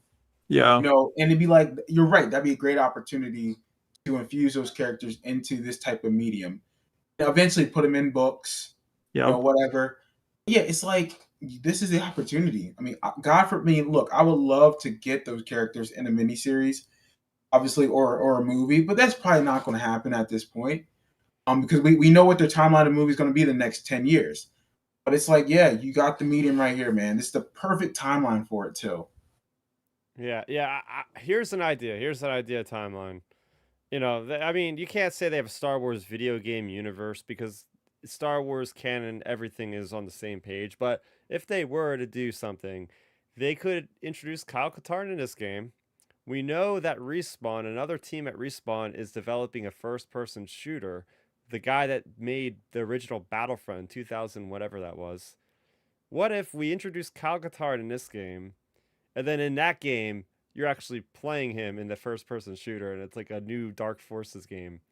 Like, oh man, I'm hyping myself up too much. I know I'm gonna be like that already. Sorry, guys, I have a little background noise there. I'll hit you with the answer right away. You're good. All good. Yeah, sorry about that. No, the thing is, I think I made the case for the Star Wars expanded universe, and I make the same for the canon.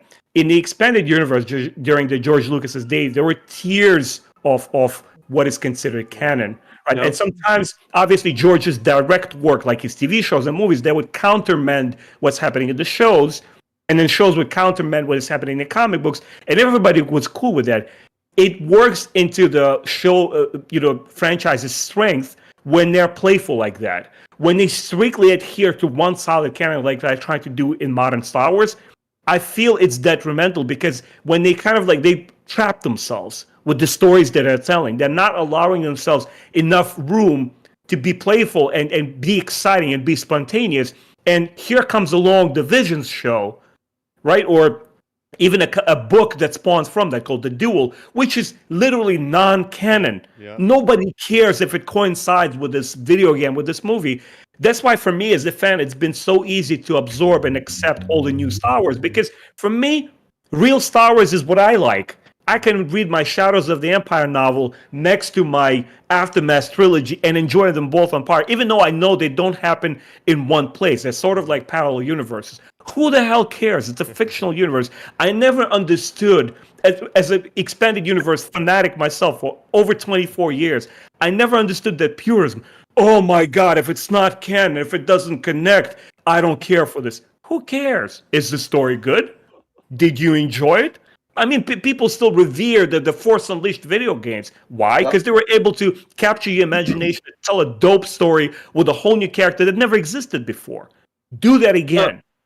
The funny thing is, what you're saying, Benjamin, is ask Chris knew I was laughing because you pretty much took the exact words out of my mouth. Like, that's what I was saying this week. Like, we were all talking in our group chat leading up to this episode. And, like, that's my thing with a lot of it is, like, I think if they would just be like a little more flexible with it, like, you know how it was, like you said, the different tiers of canon, then it could maybe open up your potential storytelling for your video games even further than what it is. Like, you know, you could open it up to a little more craziness that may not be available at this time. So, like, you know, that's why I was laughing though, Chris, because you knew Benjamin took like my exact words basically. Yep. Yeah, that was so funny. How cool would it be if they make a fighting game and you select a Mace Windu on one side, and then he gets to go to like Darth Bane from the Legends, and you have these two characters that don't exist? Well, this is my thing. I know I'm in the minority of people, but I loved the old Masters of Terras Kasi game back in the day. Like, you know, because it was just a smash 'em up fighting versus your friends game. Like, that was a fun game back then, and I wish they would reiterate or like, you know, kind of even remaster or redo a game like that. Just throw in all these characters from Star Wars, like even current canon, like just throw them all into a fighting game and just kind of battle it out. You probably make it like kind of like a model, but obviously modernize it like Soul Calibur. Remember those fighting games? And then we did have those. Darth Vader was in the one, right? Yeah, Vader was in the one Soul Calibur game. And then or like the old Marvel versus Capcom. Mm-hmm. You know, obviously, you know, it'd be cool to see. Well, are you guys familiar with Mugen, the freeware PC fighting game that you could put in your own characters and you battle each other, and people basically make their own fan games, the Mugens? It's pretty popular in the fighting game community. Oh, imagine people just put little random Star Wars characters in there, and I don't know. I don't like when they trap themselves, when it becomes this corporate thing with like they have to totally rely, like, is it going to sell? They sit in the committee and they make these decisions that completely don't coincide with what fans want. Fans want characters they love, characters they grew up with, whether it's canon or not. Like, who cares, man?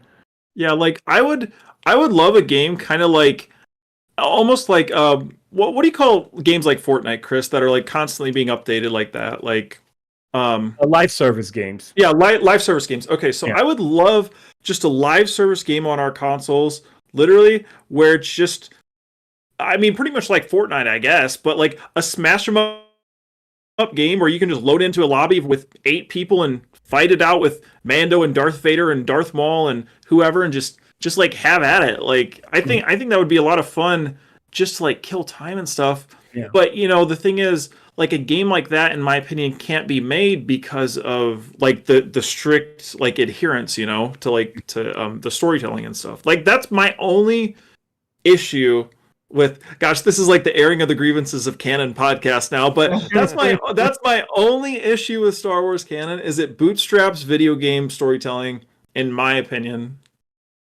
Yeah.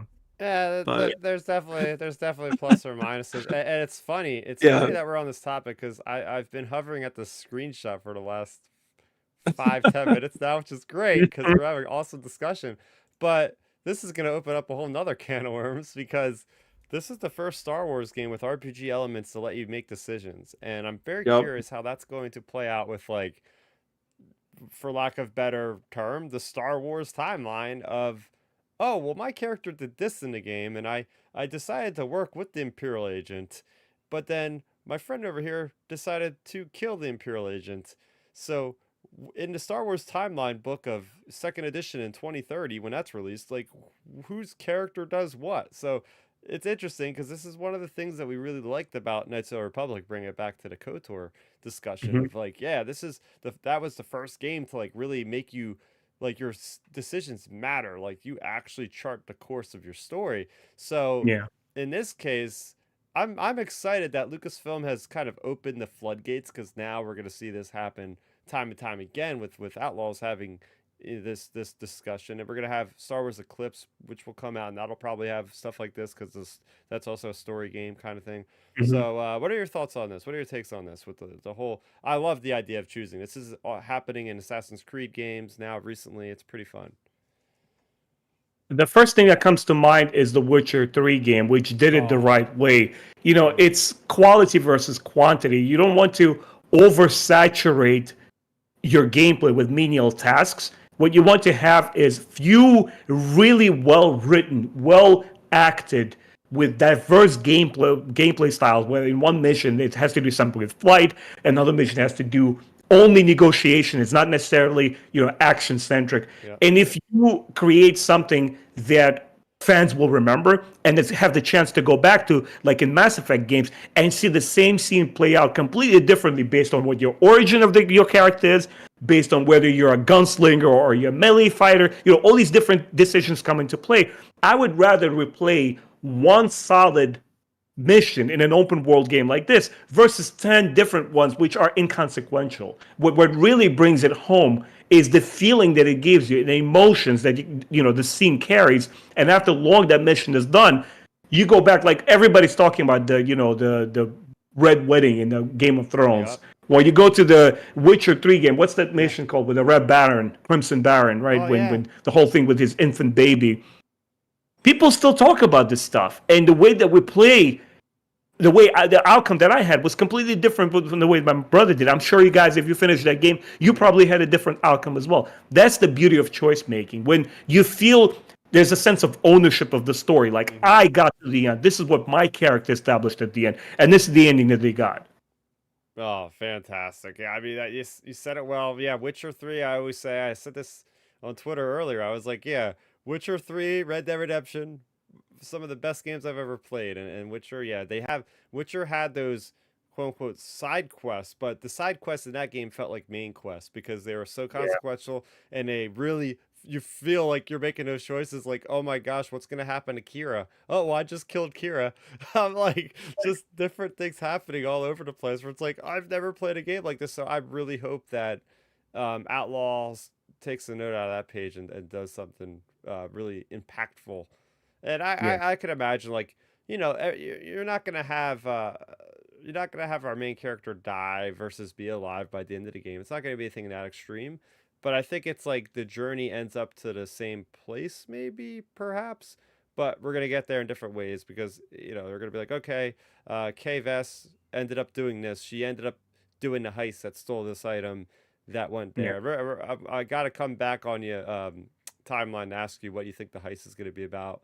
What item? Because I have a couple ideas. I think we talked, me and Ben and Milton last week about what we think it could be. But what do you first? We'll just jump on that right now while we can. What do you think this heist is going to be about? The one that we saw in the actual gameplay footage, right? Yeah, or the cinematic. They say, like, the whole premise of this game is she's gonna make her life go down a new path by whatever this item, this grand heist of Outer Rim. Yeah. What the heck is she saying? That's Honestly, so I think prestigious. the most sensible way to parse it is like, okay, she's a smuggler. She's in the underworld. What could possibly happen? What's the earth-shattering event that will completely change the course of her journey? And that is, I'm thinking, entanglement either with the rebels or the Empire. Because, again, they could introduce mini factions like in Elder Scrolls, whether you were the Mage Guild or the the Adventurers Guild or a spy. But here you have the Republic and you have the Empire or the Alliance. I'm sorry, time frame. I forgot. So something happens to her, and she will be forced to join one side or the other, and perhaps we will get those multiple endings.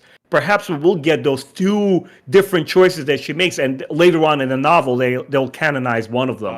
But they'll give you an opportunity to say, this is a life-altering event, because when you think about somebody who's an outlaw, who lives in the fringes, outskirts of the civilized, society, the only thing that they become bigger and larger than life and overcome great adversities, which character growth necessitates, they need a great challenge. And what do you think of great challenge? I don't know. Boba Fett, Darth Vader, Prince Shizor, Luke Skywalker. Maybe she crosses the wrong people. She gets into the radar of the Alliance, and the Alliance, oh, hold on a second. This girl, she's capable. She's smart. Remember, it brings Rogue One into there, Jyn Erso, right? Who didn't want anything to do with this war, and then these cataclysmic events happen to her, and suddenly she's fighting for the good cause. So that's my thought. I love that. I mean, I would like an inverse story. I would like her to actually go to the Empire. I mean, we see what happens to Inverse if she goes to the Rebels. Let's get the inverse though. Let's get this character go to the Empire. What the heck? Yeah, I mean, I think you made a lot of really good points there, Ben. Like, the thing is with that, it's just, there's so many options, and who knows, maybe this whole conversation with this Imperial chick is like, it's like your turning point in the game where maybe it's like, are you going to go good or go bad? And like, maybe if you, I don't know, say yes to go with her, it leads you down, I don't know, however many different tasks for the Empire versus however many tasks for the Rebels potentially. Like maybe they do something like that. And then when it comes to the whole heist thing, it is interesting to think about, because like from the Rebels point of view, you have either like, I feel like it's, we could go like grand scale with this. Like the Rebels point of view, she could be trying to acquire the plans to the second Death Star. Like that's like the highest tier, I think, of Rebels sides of things, for example. But maybe from like the Imperial point of view, maybe it's something more along the lines of, her finding where the rebels are like rendezvousing or something post Empire Strikes Back. Like maybe it's something like that. And infiltrate them. Yeah. Maybe it's something like that, because I feel like if there's going to be a hard cut in the game where you're going good or going bad, I mean, they would have to have two straight up different stories, because like there's, if you do a full quest for the Rebels, I don't see you really turning, being able to like turn bad potentially, unless it's like, you're being a spy or something. Then there's that. But yeah, I don't know. There's a lot of options they could go with this. Heck yeah. Moving on to the next big thing, I talked about this up front, is the idea of a wanted system. Now, as somebody that's super involved with art in your day-to-day, I thought this was a nice standout timeline. Like, just the idea of like when it becomes wanted, it like flashes an Arbash with like the warning sign, like you're wanted by the Empire. What'd you think about this?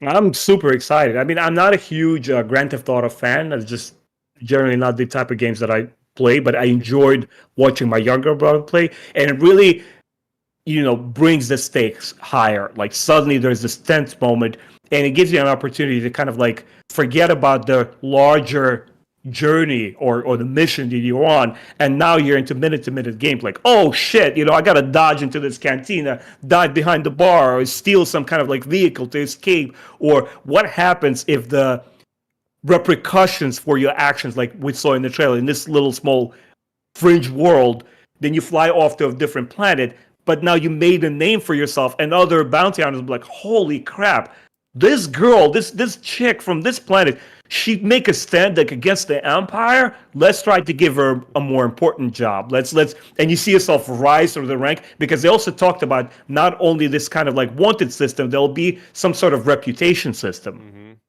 So maybe your actions will lead something. Like you opened up. I love games which kind of open up certain areas of the game that are only accessible if you did accomplish a certain thing. It's a very bold choice. It's very ambitious. And a company like Ubisoft has all the necessary means to deliver it. Yeah, you see it, like Ubisoft is pulling out all stops on this game. They're Yeah. pouring everything they can, and so for what we've seen, this is pure quality. It's not like, it doesn't look like it's a cut and paste of Far Cry or a cut and paste of Assassin's Creed. This definitely looks like it's its own things. Maybe, hopefully they learn lessons from both of those other franchises of their open world games. To be like, okay, this didn't work, this didn't work. This feels more Star Wars. We got to, implement a system that feels more like this for Star Wars. So, yeah, I'm totally down with it. Yeah. And I mean, just the idea of flying right into atmosphere, as I said right off the rip, is just, it's awesome. It's awesome.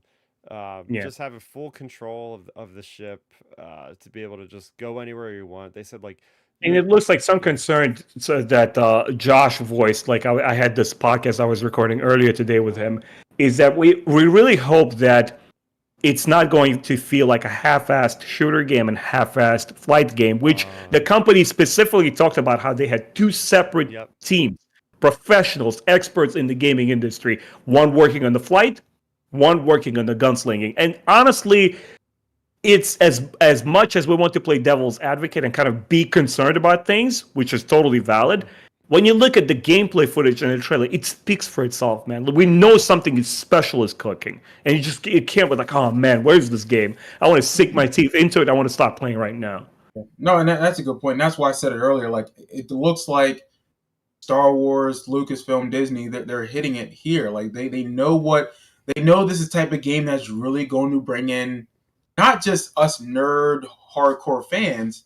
This is you bring in some rando person to play this game. Like, that's what you're marketing to. So if they do it right with the story, if they do it right with the engine and the gameplay, they're going to draw in eyes, and that means dollar signs and revenue and just word of mouth. Like, right now, we're giving them free marketing right now. That is what's going to happen when the game comes out. What is it, 2024? When the game comes out?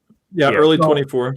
Again, Chris, when you buy this game, you're going to be given free marketing when you're reviewing it.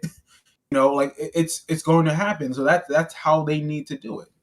Oh, well, my thing with this game too, with the flight specifically, like, I think that's other than, like, say, the open world aspect, but the flight, like the ground to air or ground to space potentiality of the game, I think is my most anticipated aspect of the game, just because, ever since we saw that in the original Battlefront 3 trailer from like 2010 or whatever, ever since we saw that potential aspect, we've never gotten that really in a Star Wars game yet, the ground to air. So I can't wait to see how you can actually execute it, Yeah, and again, going back to the menu system, I like how you're not getting pulled out of, like, space combat to, like, choose your route. Like, they showed clearly on here, like, you go to Akiva's orbit, and by the way, like, every orbit of every planet that they have in the game is unique. There's different space stations, or there might be like an asteroid field. So, like, nothing's like cut and paste. Everything seems like it is literally done specifically. Nothing's like procedurally generated.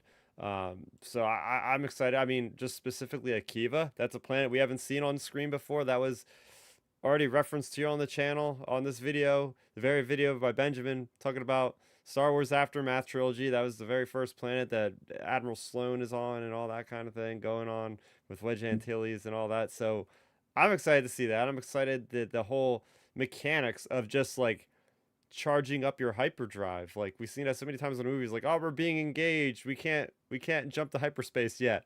So having to find a way to, like, prioritize you getting out of there is pretty cool.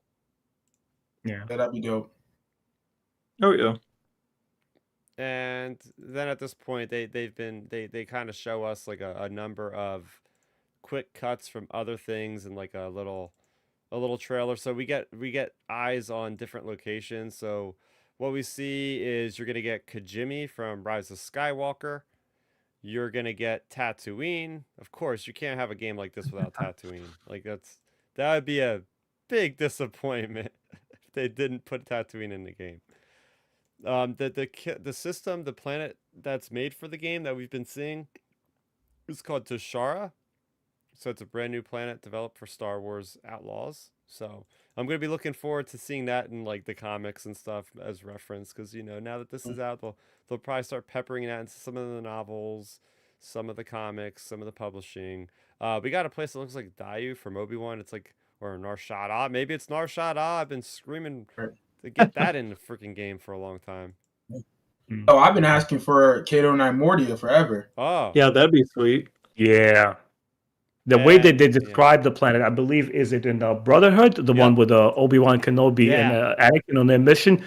Man, when they described it, Cato Nemodia, like, because when the original Phantom Menace came out, to me, those little aliens, they look laughable because they look like fish. They have like funny accents. But when the story is in the right hands and the writer knows what to do with it, man, that lady, I believe it's a female author, like she was eliciting emotions every other chapter. I'm like, first of all, that sniper lady, that the military girl, she was awesome. Like Kate and Nemodius came like a whole new race for me through that book, and I can only guess what they're gonna do here if they're gonna put the planet in there. Right. I mean, I think the only time we've seen it was it briefly at the end of Revenge of the Sith when Plo Koon gets and then did we get that in The Force Unleashed 2? Yep. We played because they play the big. You go after the big Sarlacc, like you fight him or something. You fight somebody in midair with. And it's like that's the only time we got him is that game and that brief cameo in the movie. It's like, give me Cato Mordia all day. That'd be awesome to play in. Oh yeah, and I wanted to throw out there too, guys. When we were on the Wanted thing, I didn't get a chance to say it, but here's an idea I just thought of. I wonder if the Wanted system is going to work in a way where. Think about it like a tier thing. Like, what if, the more wanted you become, what if, like, you engage harder and harder bounty hunters? Like, for example, like, the top guy you engage is, like, IG-88 or Boba Fett or someone, or Dengar or whoever. And, like, maybe you're running into some lower-level dudes, like, when you first start out. Like, maybe they increase the difficulty of, like, the bounty hunters or the people that are after you. Yeah, that'd be. I mean, Assassin's Creed has that, right? The more camps that you invade, stronger mercenaries start coming after. It's totally legit. They are familiar with the concept. Yeah. They could. Yeah, you're right. You're right, Benjamin. They could literally just take from other games that they've already made. Like, oh, let's cherry pick this element. This system worked good. Let's tailor it more to Star Wars. So, one last notable little sequence here I pulled is the fact that you're going to be able to go to Imperial bases. You see it in a hangar with TIE fighters. And an interesting thought here is you actually see a Pike talking to, a stormtrooper there or an Imperial officer. So that excites me again, going to the gray line between morality with the Empire, just dealing with the scum and villainy to get their their needs met and all that sort of thing. But yeah, I mean, after all that being said, after all we've seen, we're super hyped for the game. I don't know if there's anything you want to say else about it, Benjamin. No, man. It's like one last thing is I really don't want to go into like politics or current, life events. We're talking about Star Wars here. That's what we're enjoying. And I know that for some dumb reason, there's some backlash from the fans. The fact that we're getting a female hero in the video game. I'm a huge Tomb Raider fan. I've always been since day one. Let's talk about that last week. Yeah, I think you're the #1 Tomb Raider fan on Twitter. I always see you tweeting about Tomb Raider all day. What I really respect and appreciate about this game, we're seeing a powerful female role model here. She's beautiful. She's sexy looking, at least in my eyes. She's this type of classic archetype that you want to aspire to. There's none of this modern sensibility stuff that accept everybody as they are. No, you want to aspire to an ideal. And obviously, a smuggler is not somebody you can aspire to be. But I'm talking about from visual aesthetics, the way she looks, the way she moves. She's not trying to be a dude. She's not trying to be Arnold with a super huge gun. I can do everything a guy can do. She projects a different kind of strength, which has as much value and interest to all of us. Look, it's 4 guys like geeking out, nerding over this game. And we're totally fine with it. We're totally invested in it. What needs to happen is when you tell a story organically, when you introduce a beautiful looking character like this, and it's all natural, and you just keep telling us the story without messaging, without, political correctness, what you're supposed to think, what you're supposed to say, just give us a good damn story. When what's the character's name? K-Vess? No. Book of Boba Fett. Carl Weathers' character. What's his face? Oh, Karga? hey, Mando. Grave Garga, right? Yeah, Yep. Karga. You're Karga. Again, speaking culturally speaking, right? You never question for a moment why Carl Weathers is in that show, why he was cast. I was like, are they trying to diversify the show? No. He's a great stage presence actor who's on there. Yep. He's kicking ass. He's in his late 60s. Looks like he's Yep. down 50. And that's what it is. That's what this game truly projects. It projects confidence. It puts all its eggs in the basket where it's like, we're gonna tell you a good story, guys, that everybody's gonna enjoy, no matter what. Well, that's my thing with this game. I mean, we all knew it just subconsciously. You know, there's always that weird portion of the internet. Like, soon as you see a female-led game, there's always that small percentage that it's going to be like, oh no, we're being led by a woman or blah blah blah. Like, but my thing is like when I saw the trailer, I didn't even think that. Like my thing with games and stuff like that, it's just like, give us good games, and like, you know, it doesn't matter if it's like a female or a male or even an alien or a droid or whatever. Like, as long as it's a good character, good story, like, I don't care. But the problem is, you know, with like the internet, especially like Twitter and like YouTube comments sometimes, like, it's just, you get that small minority of people that like come out of the woodworks.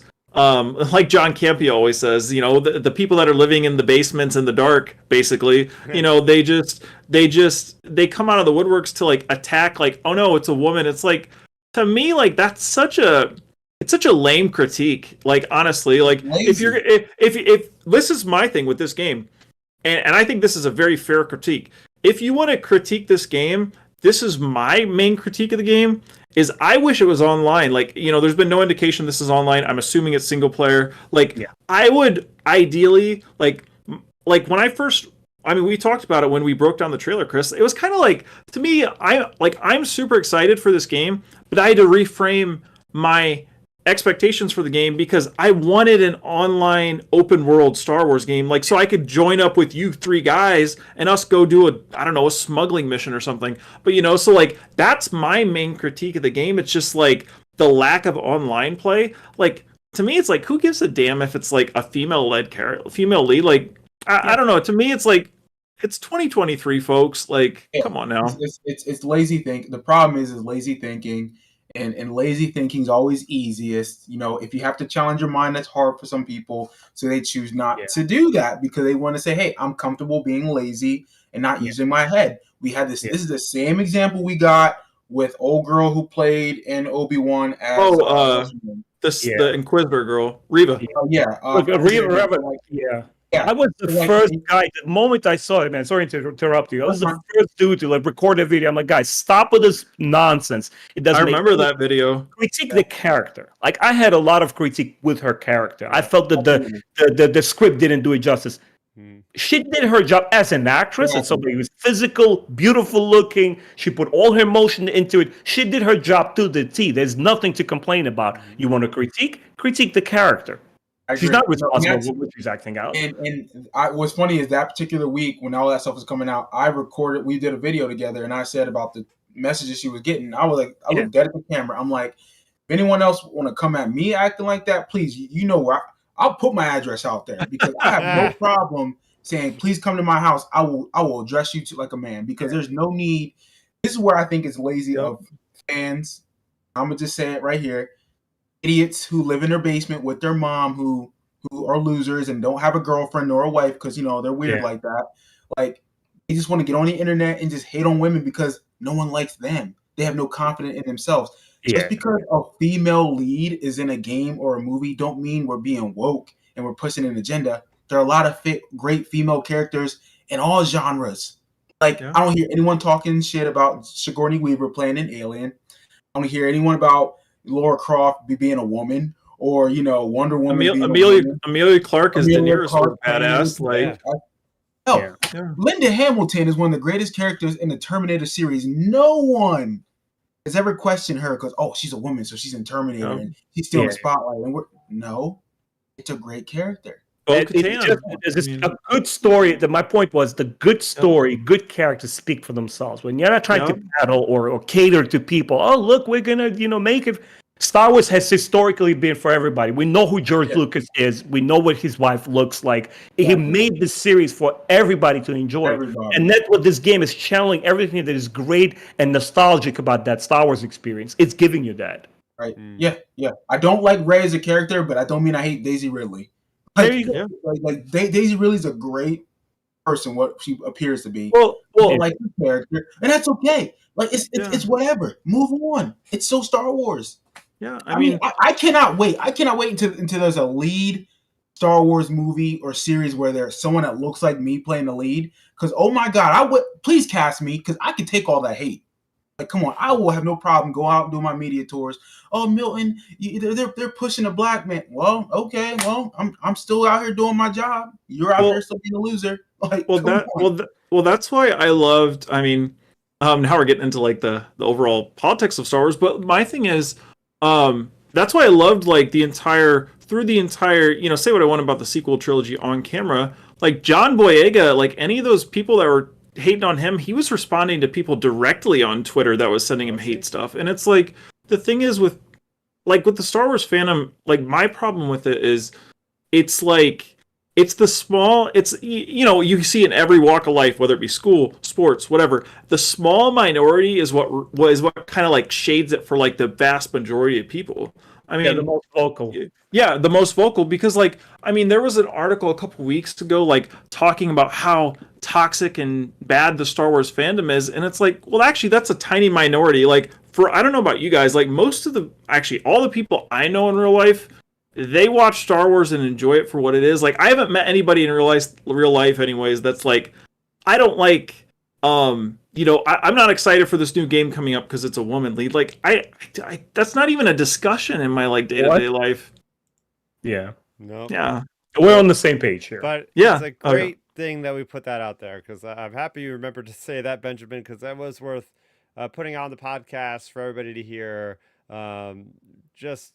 It's something that we would expect not to happen in this day and age, but it still creeps up and we're still dealing with it. So yeah, just be nice. And again, it's about the story, not who's playing the damn character or whatever. Yeah. So Yeah. all right. Well, I think that does it. We aimed to do this for an hour. We ended up at 2 hours. So hopefully we didn't take too much of your timeline.